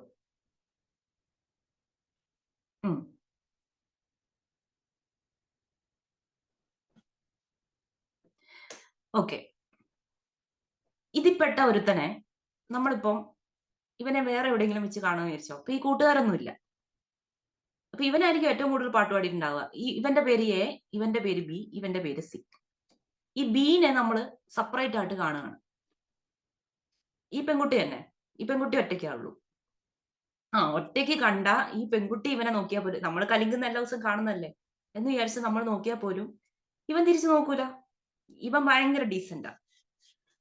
അപ്പോ മനുഷ്യന്മാർക്ക് ഗ്രൂപ്പായിട്ട് നിൽക്കുമ്പോൾ ഒരു സൈക്കോളജി, ഒറ്റയ്ക്ക് നിൽക്കുമ്പോൾ വേറൊരു സൈക്കോളജി. സ്വഭാവം വ്യത്യസ്തമാണ് ഒറ്റയ്ക്ക് നിൽക്കുമ്പോൾ. അപ്പൊ സോഷ്യൽ പ്രോസസ്സ് എന്ന് പറയുമ്പോൾ നമ്മൾ മനുഷ്യര് ഗ്രൂപ്പായിട്ട് നിൽക്കുമ്പോഴുള്ള ബിഹേവിയറിനാണ് കൂടുതൽ ഇമ്പോർട്ടൻസ് നമ്മൾ മാനേജ്മെന്റിൽ കൊടുക്കുന്നത്. അപ്പൊ അത് പറയാൻ വേണ്ടിയിട്ടാണ് ഞാൻ ഈ കലിങ്ങിന്റെ കാര്യം പറഞ്ഞത്. ഇനി കലിങ്ങിന്റെ കാര്യം മാത്രം നിങ്ങൾ ഓർമ്മ വെച്ചിരിക്കരുത്, ഈ കാര്യം കൂടെ ഒന്ന് ഓർമ്മ വെക്കണം കേട്ടോ. സോഷ്യൽ പ്രോസസ്, നമ്മൾ മാനേജ്മെന്റ് എന്ന് പറയുന്നത് മൾട്ടി ഡിസിപ്ലിനറി ആണ്. കാരണം ഈ psychology, sociology, anthropology, economics, statistics, ഇതിൽ നിന്നൊക്കെ ഉള്ള കാര്യങ്ങൾ നമ്മൾ മാനേജ്മെന്റിൽ ഉപയോഗിക്കുന്നുണ്ട്. കൃത്യമായി ഒരു ഓർഗനൈസേഷൻ മാനേജ് ചെയ്യാൻ വേണ്ടി നമ്മൾ ഈ പറയുന്ന ഡിസിപ്ലിൻ നിന്നെല്ലാം തിയറീസ് ഉപയോഗിക്കുന്നുണ്ട്, ടൂൾസ് ഉപയോഗിക്കുന്നുണ്ട്. പക്ഷെ ഏറ്റവും കൂടുതൽ നമ്മൾ ഉപയോഗിക്കുന്നത് ഗ്രൂപ്പുകളിലുള്ള മനുഷ്യരുടെ സ്വഭാവം എങ്ങനെയാണ് മനുഷ്യരുടെ ബിഹേവിയർ ഗ്രൂപ്പിൽ വ്യത്യസ്തമായിരിക്കുന്നത് എന്നൊരു കാര്യമാണ്. ഓക്കെ, അപ്പൊ മൾട്ടി ഡിസിപ്ലിനറി ആണ്. പിന്നെ ഈ കണ്ടിന്യൂസ് പ്രോസസ് ആണ്. മാനേജ്മെന്റ് എന്ന് പറഞ്ഞാൽ ഒരു കണ്ടിന്യൂസ് ആയിട്ടുള്ള പ്രോസസ് ആണ്. നമുക്കിപ്പോ ഇന്ന് വലിയ പ്രശ്നമൊന്നുമില്ലാതെ നമ്മുടെ കമ്പനി മുന്നോട്ട് പോയി, നാളെ ആയിരിക്കും നമ്മുടെ കമ്പനീനെ ബാധിക്കുന്ന തരത്തിൽ ഒരു റൂള് ഗവൺമെന്റിന്റെ ഭാഗത്തുനിന്ന് പുറത്തിറക്കുന്നത്. നമ്മളിപ്പം വാഴയിലയിൽ ചോറ് പൊതിഞ്ഞു കൊടുക്കുന്ന ഒരു ബിസിനസ് നടത്തുന്ന ആളാന്ന് വിചാരിച്ചോ. ഉച്ചയ്ക്ക് ചോറ് മാത്രമാണ് നമ്മൾ കൊടുക്കുന്നത്, ഓഫീസുകളിൽ ചോറ് കൊണ്ടേ കൊടുക്കുന്ന ഒരു ബിസിനസ്. അപ്പൊ നമ്മള് വാഴയിലെ മറ്റേ എന്തായിരുന്നു, ഇലയിലെ ഊണോ, വീട്ടിലെ ഊണല്ലോ, ഇലയിലെ ഊണ്, പൊതിച്ചോറ്, ആ ഒരു പരിപാടിയില്ലേ, ഭയങ്കര ട്രെൻഡിങ് ആയിട്ടുള്ള ഒരു പരിപാടി. സോ അത് കൊടുക്കുന്ന ഇതാന്ന് വിചാരിച്ചോ. അപ്പോഴാണ് നമ്മുടെ ഏതെങ്കിലും ഒരു എൻവയോൺമെന്റൽ സ്നേഹി വന്നിട്ട് പറയുന്നത്, പൊതിച്ചോറ്, എൻവയോൺമെന്റൽ സ്നേഹി വന്നിട്ട് പറയുന്നത് നാട്ടിലുള്ള വാഴ മുഴുവൻ നമ്മൾ നശിപ്പിക്കുകയാണ്, ഇത് എൻവയോൺമെന്റിന് ഒരു പ്രശ്നമാണ്. അപ്പത്തേക്കും നമുക്ക് റൂള് വന്നു, എന്ത് ചെയ്യരുത്, ഇനി മുതൽ നിങ്ങൾ വാഴ വെട്ടരുത്, വാഴേന്റെ ഇല വെട്ടരുത് എന്നുള്ള ഒരു ഇഷ്യൂ വന്നു. അല്ലെങ്കിൽ ഇത്രയും ഇലയെ വെട്ടാവുള്ളൂ എന്നൊരു പ്രശ്നം വന്നു. അപ്പൊ അത് നമ്മളെങ്ങനെ പലതരത്തിലുള്ള പ്രശ്നങ്ങൾ വരും. മാനേജ്മെന്റ് നമ്മുടെ ഒരു സ്ഥാപനം നടത്തിക്കൊണ്ട് പോകുമ്പോഴാണ് നമുക്ക് അത് അറിയുള്ളൂ. അപ്പൊ അങ്ങനെ ഒരു പ്രശ്നം വന്നു കഴിഞ്ഞിട്ടുണ്ടെങ്കിൽ നമ്മൾ അത് പരിഹരിക്കാനുള്ള നടപടി ഉടനെ സുബിൻ ഉടനെ തീരുമാനിച്ചു നമുക്ക് ചട്ടിച്ചോറാക്കാം ഇനി. അപ്പൊ അതിന് വേണ്ടിയിട്ട് നമ്മൾ ഇനി പുതിയ ആർട്സ് വിടണം അല്ലെ. ഈ നാട്ടിലെ പ്രമുഖരായിട്ടുള്ള ഫുഡ് ബ്ലോഗേഴ്സിനെയൊക്കെ വിളിച്ചുകൊണ്ട് വന്നിട്ട് ഈ ഭാഗത്ത് ഈ നമ്മുടെ ഓർഗനൈസേഷന്റെ ചട്ടിച്ചോറ് അടിപൊളിയാണ് എന്നുള്ള രീതിയിൽ പരസ്യം വിടണം. പിന്നെ പത്രത്തിന്റെ കൂടെയുള്ള പേപ്പറൊന്നും ആരും നോക്കാറില്ല, എന്നാലും ഇനി ആരെങ്കിലും നോക്കിയാലോ എന്ന് വിചാരിച്ചിട്ട് പത്രത്തിന്റെ കൂടെ ഒരു ചെറിയ ഇതിടുക, അല്ലെങ്കിൽ നാട്ടിലെ കവലയിലൊക്കെ ഫ്ലെക്സ് ബോർഡ് വെക്കുക, മുതലായിട്ടുള്ള കാര്യങ്ങളൊക്കെ ഇനി നമ്മൾ ചെയ്യണം. ഓക്കെ. അപ്പൊ ദിവസവും നമ്മൾ മാനേജ് ചെയ്യേണ്ട സന്ദർഭങ്ങൾ വന്നുകൊണ്ടേയിരിക്കും. അപ്പൊ മാനേജ്മെന്റ് എന്ന് പറയുന്നത് ഡൈനാമിക് നേച്ചർ ആയിട്ടുള്ള ഒരു കാര്യമാണ്. അതായത് ഇന്റേണൽ ഫീച്ചേഴ്സും മാറും, എക്സ്റ്റേണൽ ഫീച്ചേഴ്സും മാറും. എക്സ്റ്റേണൽ ഫാക്ടേഴ്സ്, എക്സ്റ്റേണൽ എൻവയോൺമെന്റിലെ ഫാക്ടറാണ് ഞാൻ ഈ പറഞ്ഞ ഗവൺമെന്റിന്റെ റൂൾ എന്ന് പറയുന്നത്. ഇന്റേണൽ പ്രശ്നങ്ങൾ ഉണ്ടാവും. ഇപ്പം നമ്മുടെ ഓർഗനൈസേഷനിൽ ആകെ 4 പേരേ ഉള്ളൂ എന്ന് വിചാരിച്ചു. ഇതുവരെ ഭയങ്കര കൂട്ടുകാരായിട്ട് അങ്ങനെയാണ് നമ്മൾ ഈ ഒരു സ്ഥാപനം തുടങ്ങിയത് തന്നെ. പക്ഷെ ഇവര് തമ്മിൽ അടിയായി കഴിയുമ്പോൾ നമുക്ക് അത് ഇന്റേണലി ഇനി ഇവരെ എങ്ങനെ ഡീൽ ചെയ്യും. 4 പേരുള്ളതിൽ 2 പേര് തമ്മിലടി. ഇപ്പൊ ഈ 2 പേര് തമ്മിൽ അടിയാണ്. അപ്പൊ ഈ ബാക്കിയുള്ള 2 പേർക്ക് ആകെ പ്രശ്നമായി. ഇനി ഇവരെയും കൂടി നമ്മൾ സെറ്റാക്കണം. ഇനി വർക്ക് പ്ലേസ് പൊളിറ്റിക്സ് എന്ന് പറയും. അപ്പൊ പല മാനേജ്മെന്റ് ഫിലോസഫേഴ്സും അവരുടെ തിയറീസ് ഇറക്കുമ്പോൾ ഈ വർക്ക് പ്ലേസ് പൊളിറ്റിക്സ് ഒന്നും അവർ കൺസിഡർ ചെയ്തിട്ടില്ല. അതൊക്കെ നമ്മൾ ഇനി വരുമ്പോ കാണും. അതൊക്കെ വലിയൊരു വിമർശനമായിട്ട് പിൻകാലത്ത് അത് കൺസിഡർ ചെയ്തു. അപ്പൊ വർക്ക് പ്ലേസ് പൊളിറ്റിക്സ് ഇന്റേണൽ ഫാക്ടറാണ്. അപ്പോ ഇത് നമ്മൾ ഡീൽ ചെയ്യണം. എക്സ്റ്റേണൽ എൻവയോൺമെന്റിൽ വരുന്ന പ്രശ്നം നമ്മൾ ഡീൽ ചെയ്യണം. ഈ നമ്മുടെ കോമ്പറ്റീറ്റേഴ്സ് അതൊക്കെ എക്സ്റ്റേണൽ എൻവയോൺമെന്റിലുള്ള ആളുകളാണ്. എന്നുവെച്ചാൽ ഓർഗനൈസേഷന്റെ പുറത്തുള്ള ആളുകളാണ് എക്സ്റ്റേണൽ എൻവയോൺമെന്റിൽ വരുന്നത്. ഓർഗനൈസേഷനിൽ എടുക്കുന്ന തീരുമാനങ്ങൾ കൊണ്ട് അവരെ നമുക്ക് സ്വാധീനിക്കാൻ വേണ്ടിയിട്ട് പറ്റില്ല, അല്ലെങ്കിൽ അവരുടെ തീരുമാനങ്ങളെ നമുക്ക് നമ്മുടെ കാര്യം കൊണ്ട് സ്വാധീനിക്കാൻ വേണ്ടിയിട്ട് പറ്റില്ല. റീസെന്റ് അത് നല്ലോണം വരുന്നുണ്ട് ഇന്റേണൽ ഇഷ്യൂസ് അല്ലെ. മനുഷ്യർ കൂടിയുള്ള 2 പേര് ചേരുന്ന സ്ഥലങ്ങളിലെല്ലാം ഇന്റേണൽ ഇഷ്യൂസ് ഉണ്ടാവും. ഓക്കെ. Intangible force. മാനേജ്മെന്റ് എന്ന് പറയുന്നത് നമുക്ക് എന്ത് ചെയ്യാൻ പറ്റില്ല, കാണാൻ വേണ്ടി പറ്റില്ല. പക്ഷെ അതിന്റെ പ്രസൻസ് നമുക്ക് ഫീൽ ചെയ്യാൻ വേണ്ടിയിട്ട് പറ്റും. ഇപ്പൊ 2 കോച്ചിങ് ഇൻസ്റ്റിറ്റ്യൂട്ടുകൾ എടുക്കുക. നന്നായിട്ട് മാനേജ് ചെയ്ത് കൊണ്ടുപോകുന്ന ഒരു സ്ഥാപനത്തിന് നല്ല റിസൾട്ട് ഉണ്ടാവും. നമുക്ക് അതിന്റെ റിസൾട്ട് നോക്കിയാൽ മനസ്സിലാവും. നന്നായിട്ട് മാനേജ് ചെയ്യാൻ കഴിയാത്ത പോകുന്ന ഒരു സ്ഥാപനത്തിന് 2 പേരുടെയും മാനേജ്മെന്റ് നമുക്കൊരു പ്രൊഡക്റ്റ് ആയിട്ട് കാണാനൊന്നും പറ്റില്ല. പക്ഷെ നമുക്കത് ഫീൽ ചെയ്യാൻ വേണ്ടി പറ്റും ഇല്ലേ. അപ്പൊ അവിടെ കറക്റ്റ് ആയിട്ട് ക്ലാസ്സുകൾ തീരുന്നുണ്ടാവും. കുട്ടികൾക്ക് ഇപ്പം റെക്കോർഡ് ചെയ്തിട്ട് ക്ലാസ്സുകൾ കൊടുക്കുന്നു. കുട്ടികൾക്ക് നേരിട്ട് ഡൗട്ട് ചോദിക്കാനുള്ള ഒരു സന്ദർഭം ഇല്ല. അപ്പൊ നമുക്കത് ഫീൽ ചെയ്യാൻ വേണ്ടിയിട്ട് പറ്റും അല്ലെ. ടാഞ്ചിബിൾ ആയിട്ടുള്ള ഒരു കാര്യമല്ല മാനേജ്മെന്റ്, പക്ഷെ നമുക്കത് ഫീൽ ചെയ്യാൻ വേണ്ടിയിട്ട് പറ്റും. നമുക്ക് നല്ല റിസൾട്ട്സ് വരും. Integrative force. മാനേജ്മെന്റ് എന്ന് പറഞ്ഞിട്ടുണ്ടെങ്കിൽ ഒരു ഓർഗനൈസേഷന്റെ എല്ലാത്തരം റിസോഴ്സുകളെയും, ഇവിടുത്തെ മനുഷ്യന്മാരെ, ഇവരുടെ മെറ്റീരിയൽ റിസോഴ്സിനെ, ഫിനാൻഷ്യൽ ക്യാപിറ്റലിനെ, പ്രൊഡക്ഷൻ പ്രോസസ്സുകളെ എല്ലാം ഒരുമിപ്പിക്കുന്ന ഒരു ഇന്റഗ്രേറ്റീവ് ഫോഴ്സ് ആണ് മാനേജ്മെന്റ് എന്ന് പറയുന്നത്. ഇതൊക്കെയാണ് മാനേജ്മെന്റിന്റെ ക്യാരക്ടറിസ്റ്റിക്സ്. ഇനിയുണ്ട്, നമുക്കത് കാണാം. ആദ്യം നമ്മൾ പറഞ്ഞത് ഗോൾ ഓറിയന്റഡ് ആക്ടിവിറ്റി ആണ് എന്നുള്ളൊരു കാര്യമായിരുന്നു. Every management process. റിൻസൺ ഈ എഫക്റ്റീവ്നെസ് എഫിഷ്യൻസി ഇതൊരു വിട്ടില്ലേ. യൂസ് ഓഫ് AI എന്ന് പറയുന്നത് എഫിഷ്യൻസി ആണ് എന്ന് പറയുന്നത് എന്തുകൊണ്ടാണ്? മാനുവൽ വർക്ക് എഫക്റ്റീവ്, അങ്ങനെ നമുക്ക് എന്തുകൊണ്ടാണ് റിൻസന്റെ ആ പോയിന്റ് ഓഫ് വ്യൂ എനിക്ക് മനസ്സിലായില്ല. ഓക്കെ, റിൻസൺ അത് പറഞ്ഞോളൂ.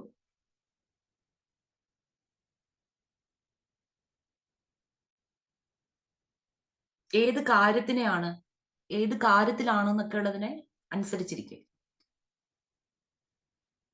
കേട്ടോ.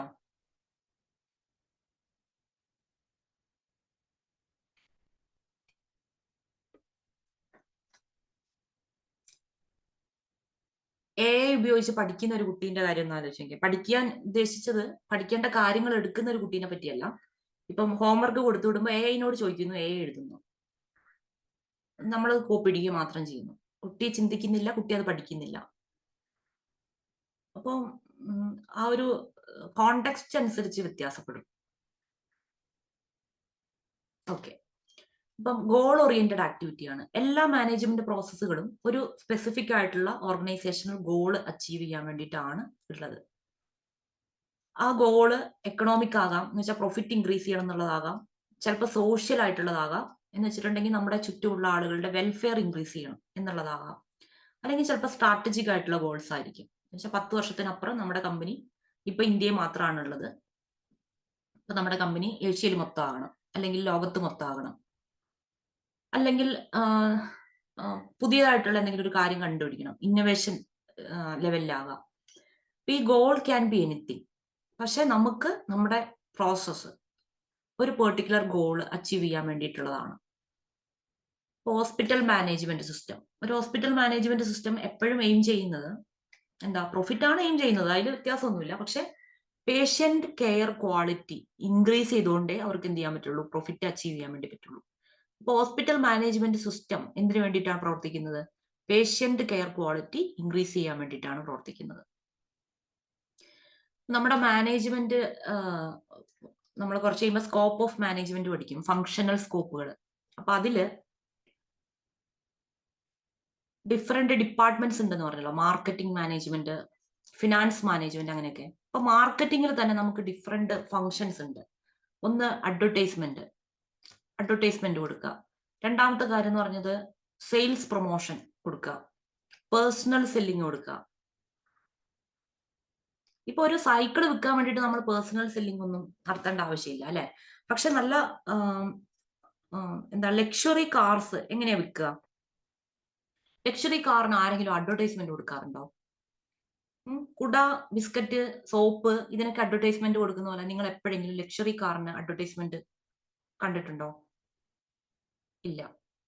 ലക്ഷറി കാറിൽ നമ്മൾ യൂസ് ചെയ്യുക പേഴ്സണൽ സെല്ലിംഗ് ആണ്, അല്ലെ? അത് ഇതെടുക്കാൻ കാപ്പബിലിറ്റി ഉള്ള ആളുകളെ നമ്മൾ ഐഡന്റിഫൈ ചെയ്തിട്ട് നമ്മൾ അവിടെ പോവും, അയാളുടെ അപ്പോയിന്റ്മെന്റ് എടുത്ത് അയാളെ കാണും, അയാളെ പറഞ്ഞ് എന്താ, നാടൻ ഭാഷയിൽ നമ്മൾ ചാക്കിട്ട് പിടിക്കാന്നൊക്കെ പറയും, ചാക്കിട്ട് പിടിക്കും. ആവശ്യക്കാർക്ക് മതിയല്ലോ എന്നല്ല, എടുക്കാൻ കാപ്പബിലിറ്റി ഉണ്ടെന്ന് കാണുന്ന ആളുകളെ നമ്മൾ പറഞ്ഞ് ചായ്ക്കുക എന്നുള്ളതും കൂടിയുണ്ട്, കൺവിൻസ് ചെയ്തെടുക്കും. സോ ഇതൊക്കെ ഗോൾ ഓറിയന്റഡ്. അപ്പൊ അയാളുടെ മനസ്സിലുള്ള ഗോൾ, അല്ലെങ്കിൽ നമ്മുടെ മാർക്കറ്റിംഗ് ഡിപ്പാർട്ട്മെന്റിന്റെ ഗോൾ എന്ന് പറയുന്നത് ഈ ഒരു മന്തില് 6 നമ്മുടെ BMW എങ്കിലും വിൽക്കുക എന്നുള്ളതാണ്. 6 BMW വിൽക്കുക. നമ്മളിങ്ങനെ നോക്കും, ഈ സിറ്റിയിൽ BMW എടുക്കാൻ പ്രാപ്തിയുള്ള ആരൊക്കെ ഉണ്ട്. അപ്പൊ അവരെ പോയിട്ട് കൺവിൻസ് ചെയ്യാൻ വേണ്ടിയിട്ട് നമ്മുടെ പേഴ്സണൽ സെല്ലിംഗ് ഡിപ്പാർട്ട്മെന്റിനെ ഏൽപ്പിക്കും. അപ്പൊ അവർ പോയിട്ട് കൺവിൻസ് ചെയ്തിട്ട് ഇത് നടത്താൻ വേണ്ടി ശ്രമിക്കും. Goal oriented activity. ഇതുപോലെ എല്ലാ ഡിപ്പാർട്ട്മെന്റിനും ഡിഫറെന്റ് ആയിട്ടുള്ള ഗോൾസ് ഉണ്ടാവും. ഓക്കെ. അപ്പൊ ഇവര് നമ്മുടെ മാനേജ്മെന്റിൽ ചെയ്യുന്ന എല്ലാ ആക്ടിവിറ്റിക്കും ഒരു ഗോൾ ഉണ്ട്. രണ്ടാമത്തത് യൂണിവേഴ്സൽ അപ്ലിക്കേഷൻ. ഈ എല്ലാ ടൈപ്പ് ഓഫ് ഓർഗനൈസേഷനിലും നമുക്ക് മാനേജ്മെന്റ് അപ്ലൈ ചെയ്യാൻ വേണ്ടിയിട്ട് പറ്റും. അത് ബിസിനസ് ഫേംസ് ആയിക്കോട്ടെ, ഗവൺമെന്റ് ഓഫീസസ് ആയിക്കോട്ടെ, NGOs ആയിക്കോട്ടെ, എഡ്യൂക്കേഷണൽ ഇൻസ്റ്റിറ്റ്യൂഷൻസ് ആയിക്കോട്ടെ, ഹോസ്പിറ്റൽസ് ആയിക്കോട്ടെ, എവിടെയാണെങ്കിലും നമുക്ക് മാനേജ്മെന്റിന്റെ പ്രിൻസിപ്പിൾസ് അപ്ലൈ ചെയ്യാൻ വേണ്ടിയിട്ട് പറ്റും.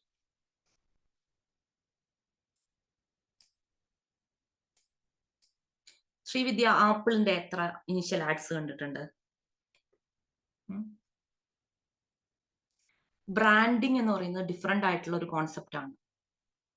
ബ്രാൻഡിങ്, നമ്മളെ ഒരു പുതുതായിട്ടൊരു സാധനം ഇറക്കുമ്പോൾ അതിനെ എങ്ങനെ ബ്രാൻഡ് ചെയ്യണം, നമ്മുടെ ടാർഗറ്റ് കസ്റ്റമർ ആരായിരിക്കണം എന്നുള്ളത് നമ്മൾ നേരത്തെ പ്ലാൻ ചെയ്യും.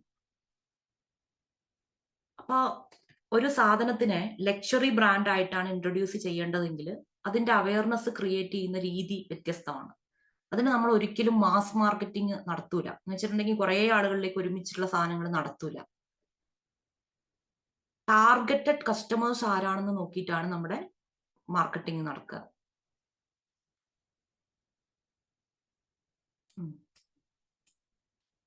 എന്തിനാണ് നമ്മൾ ആപ്പിളിന് ഈ പൈസ കൊടുക്കുന്നത്? എന്തിനാണ്? ആപ്പിളിനെ കൊണ്ട് എന്ത് ഉപകാരമുള്ളത് ശരിക്കും? ആപ്പിളിന്റെ ഒരു ഫോൺ, ഐഫോൺ, അതിന്റെ സെയിം അല്ലെങ്കിൽ ആ ഒരു 1,00,000 രൂപയുടെ ഫോൺ നമ്മൾ വാങ്ങിക്കുമ്പോൾ 1,00,000 രൂപയുടെ ഒരു സാംസങ്ങിന്റെ ഫോണോ അല്ലെങ്കിൽ മറ്റേതെങ്കിലും ആൻഡ്രോയിഡ് ഫോണോ അത് തരുന്ന ഒരു സംഭവം ആപ്പിളിന്റെ ഫോൺ തരുന്നുണ്ടോ?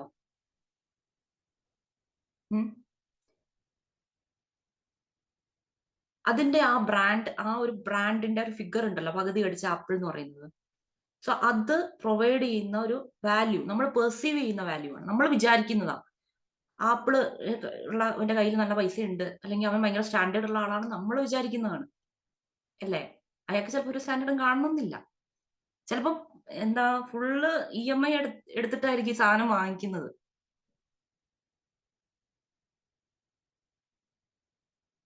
ആദ്യത്തെ മന്ത് മുതൽ EMI ആയിരിക്കും ചിലപ്പോൾ. എന്നിട്ട് ഞാൻ എന്റെ കയ്യിലൊരു സംഭവം ഉണ്ടെന്ന് കാണിക്കുന്നത്. സോ അതിലാണ് ആപ്പിളിന്റെ മാർക്കറ്റിംഗ് സ്ട്രാറ്റജിയുടെ ഒരു പവർ എന്ന് പറയുന്നത്. ഞങ്ങളെ MBAക്ക് പഠിപ്പിച്ച സാറ് ചിലപ്പം അറിയും, വേണ്ട, സാറ് മാർക്കറ്റിംഗ് ഗുരുവാണ്. ഇവിടുത്തെ ഒരുപാട് അഡ്വർടൈസിങ് കമ്പനികളുടെ ആഡ് ഗുരുവാണ്.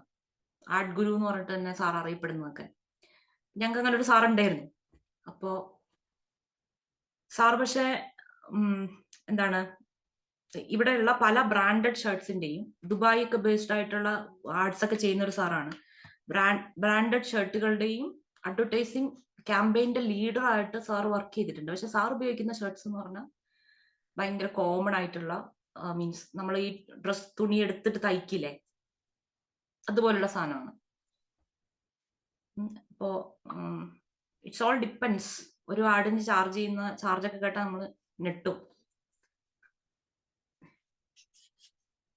ഓക്കെ, അപ്പൊ അവരുടെ ബ്രാൻഡിങ് എന്ന് പറയുന്ന ഡിഫറെന്റ് ആയിട്ടുള്ള ഒരു കാര്യമാണ് കേട്ടോ. ഡിഫറെന്റ് ആയിട്ടുള്ള ഒരു കാര്യമാണ് ബ്രാൻഡിങ് എന്ന് പറയുന്നത്.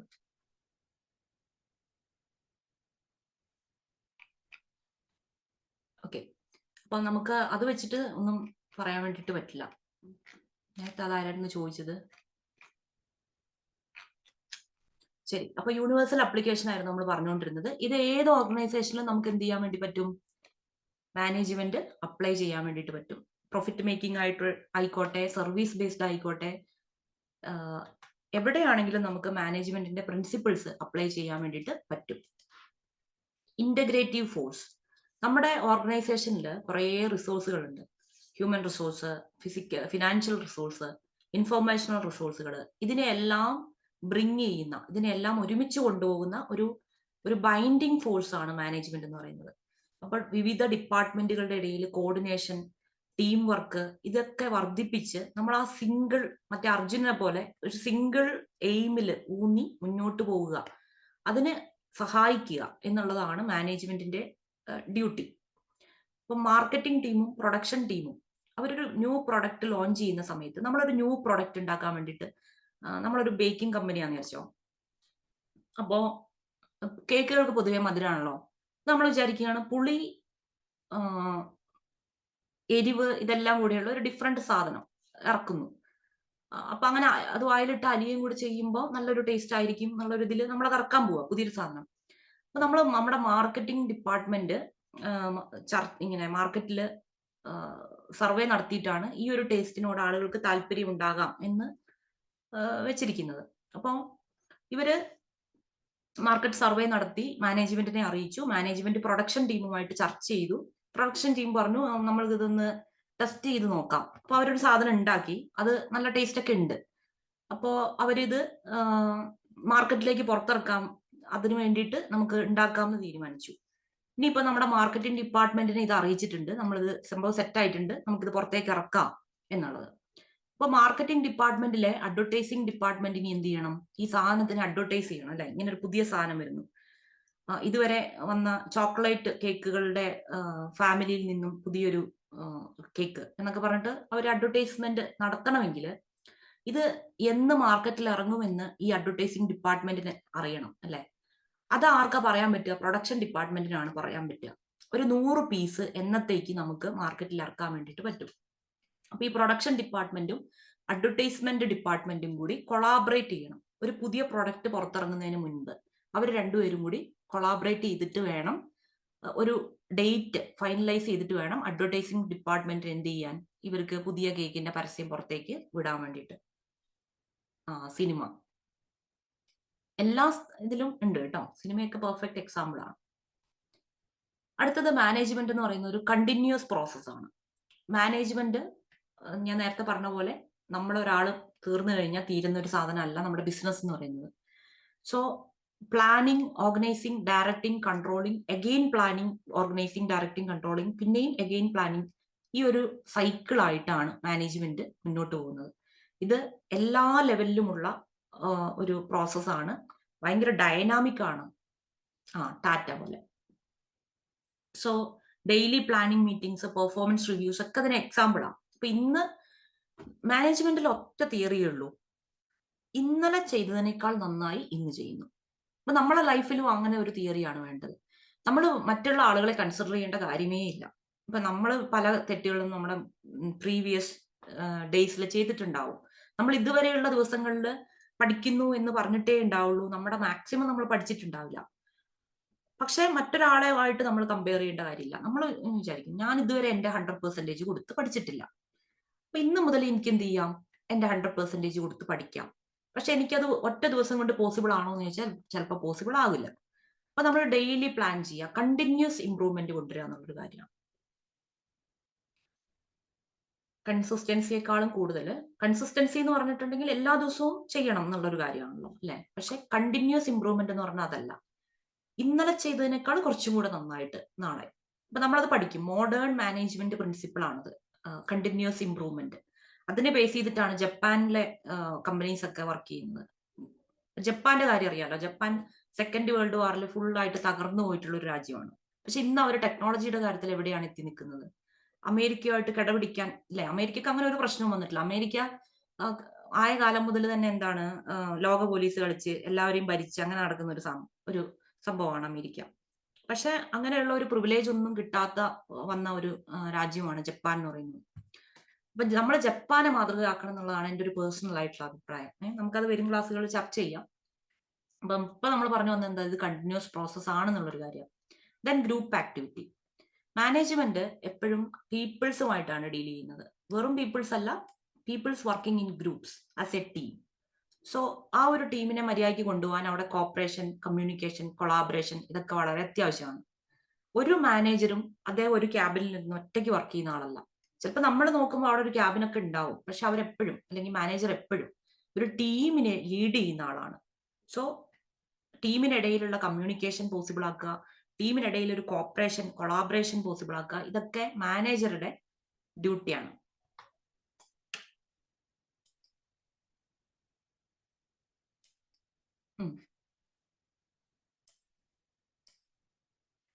വർക്ക് പ്ലേസ് സൂയിസൈഡ്സ് ഇൻക്രീസ് ചെയ്യുന്നു എന്നുള്ളത് അല്ലെ, അതൊരു ഡിഫറെന്റ് കാര്യമാണ്. ഓക്കെ, നമുക്കത് പഠിക്കുമ്പോൾ അത് ചർച്ച ചെയ്യാം. അടുത്തത് dynamic function. Management constantly adapts to external and internal changes.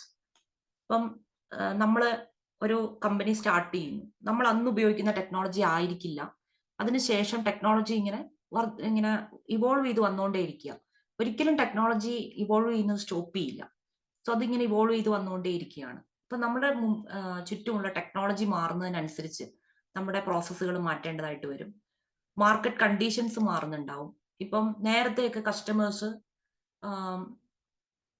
അരി പ്രിഫർ ചെയ്തിരുന്ന ആളുകളാണ് കേരളീയര് അല്ലെ. അതിന് മുൻപ് കേരളത്തിൽ അരി ആയിരുന്നു കഴിച്ചുകൊണ്ടിരുന്നത്. സൗത്ത് ഇന്ത്യയിൽ അരി അല്ലായിരുന്നു, മില്ലറ്റ്സ് ആയിരുന്നു കഴിച്ചുകൊണ്ടിരുന്നതെന്നാണ് പറയുന്നത്.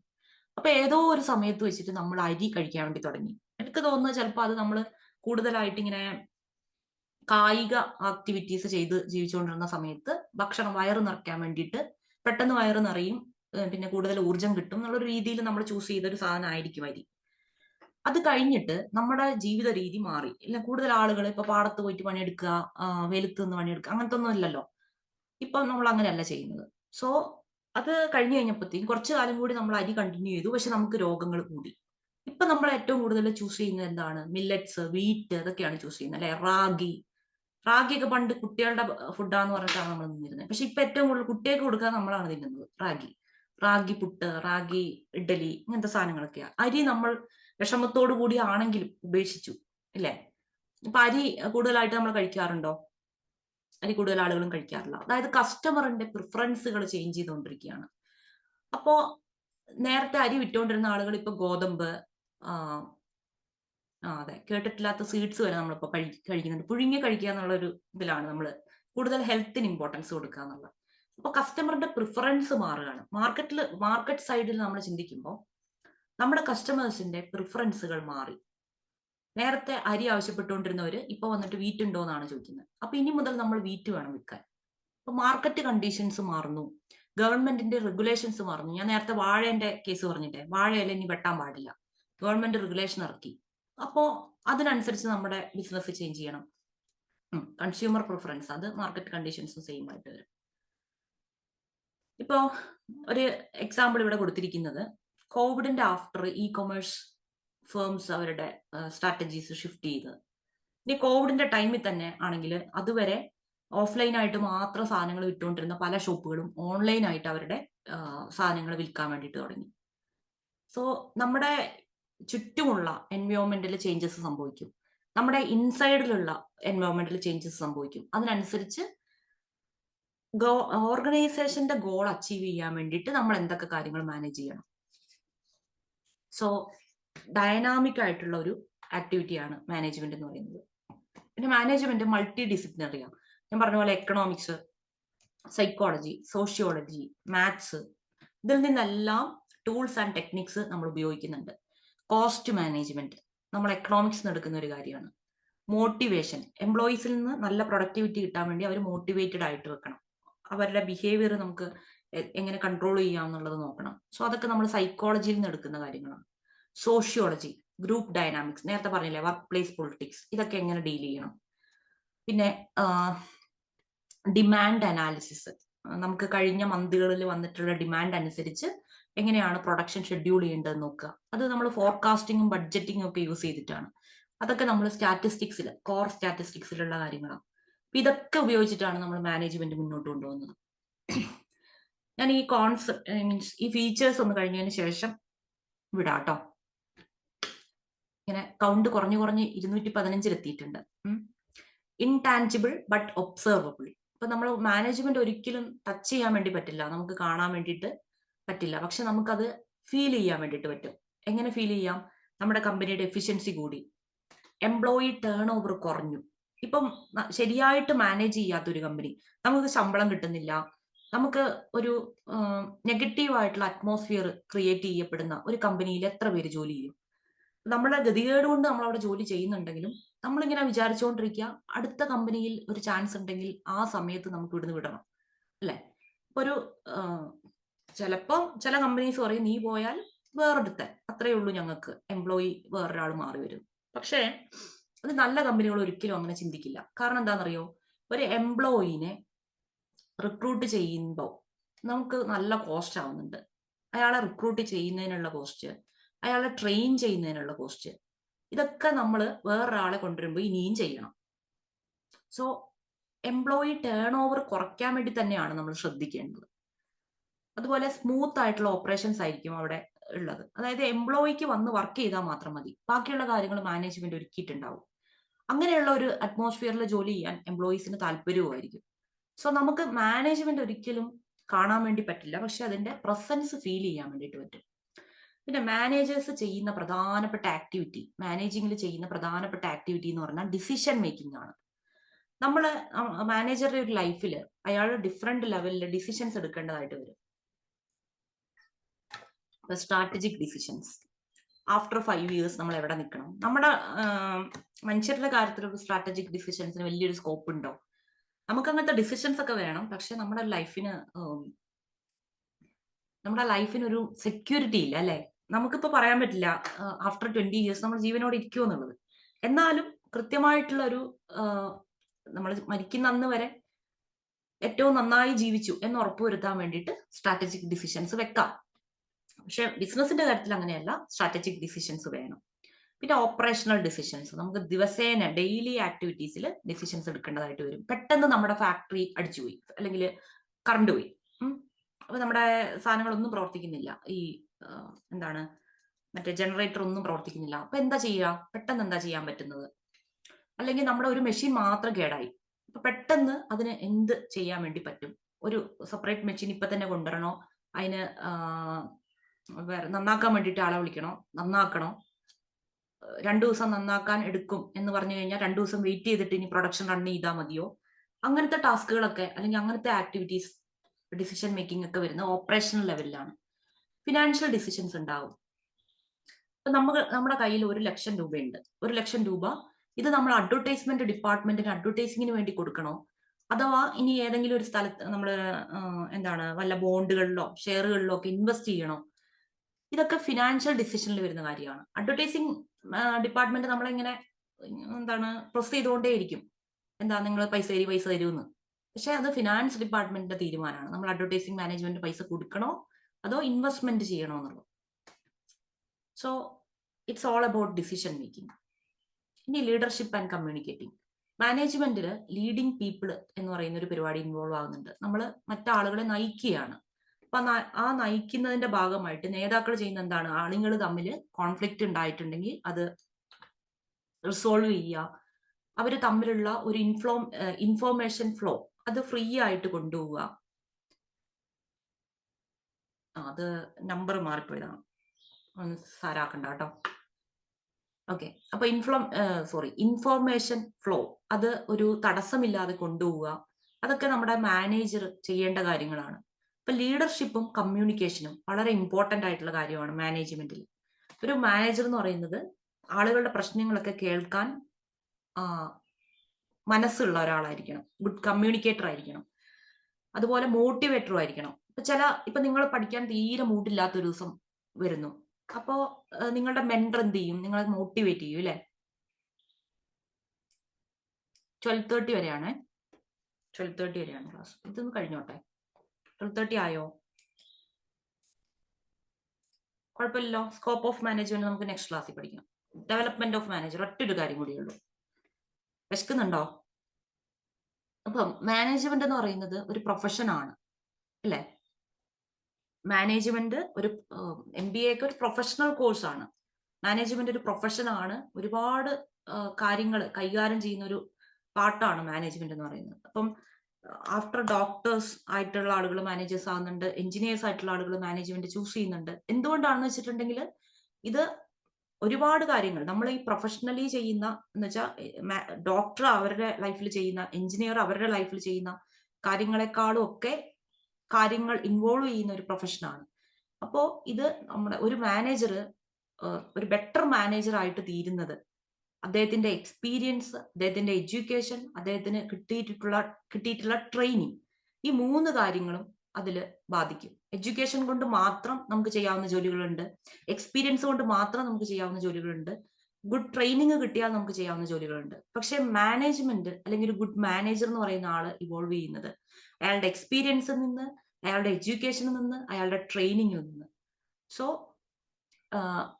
ഈ 3 കാര്യങ്ങളും ചേർന്ന് വരുമ്പോഴേ മാനേജ്മെന്റ് എന്നുള്ള ഒരു പ്രൊഫഷൻ ഫ്ലറിഷ്ഡ് ആവുള്ളൂ. സോ മാനേജ്മെന്റിൽ നമ്മൾ എപ്പോഴും ഒരു പ്രൊഫഷണലിസം കീപ്പ് ചെയ്യണം, അതേപോലെ എത്തിക്കൽ ബിഹേവിയറും കൂടി കീപ്പ് ചെയ്യണം.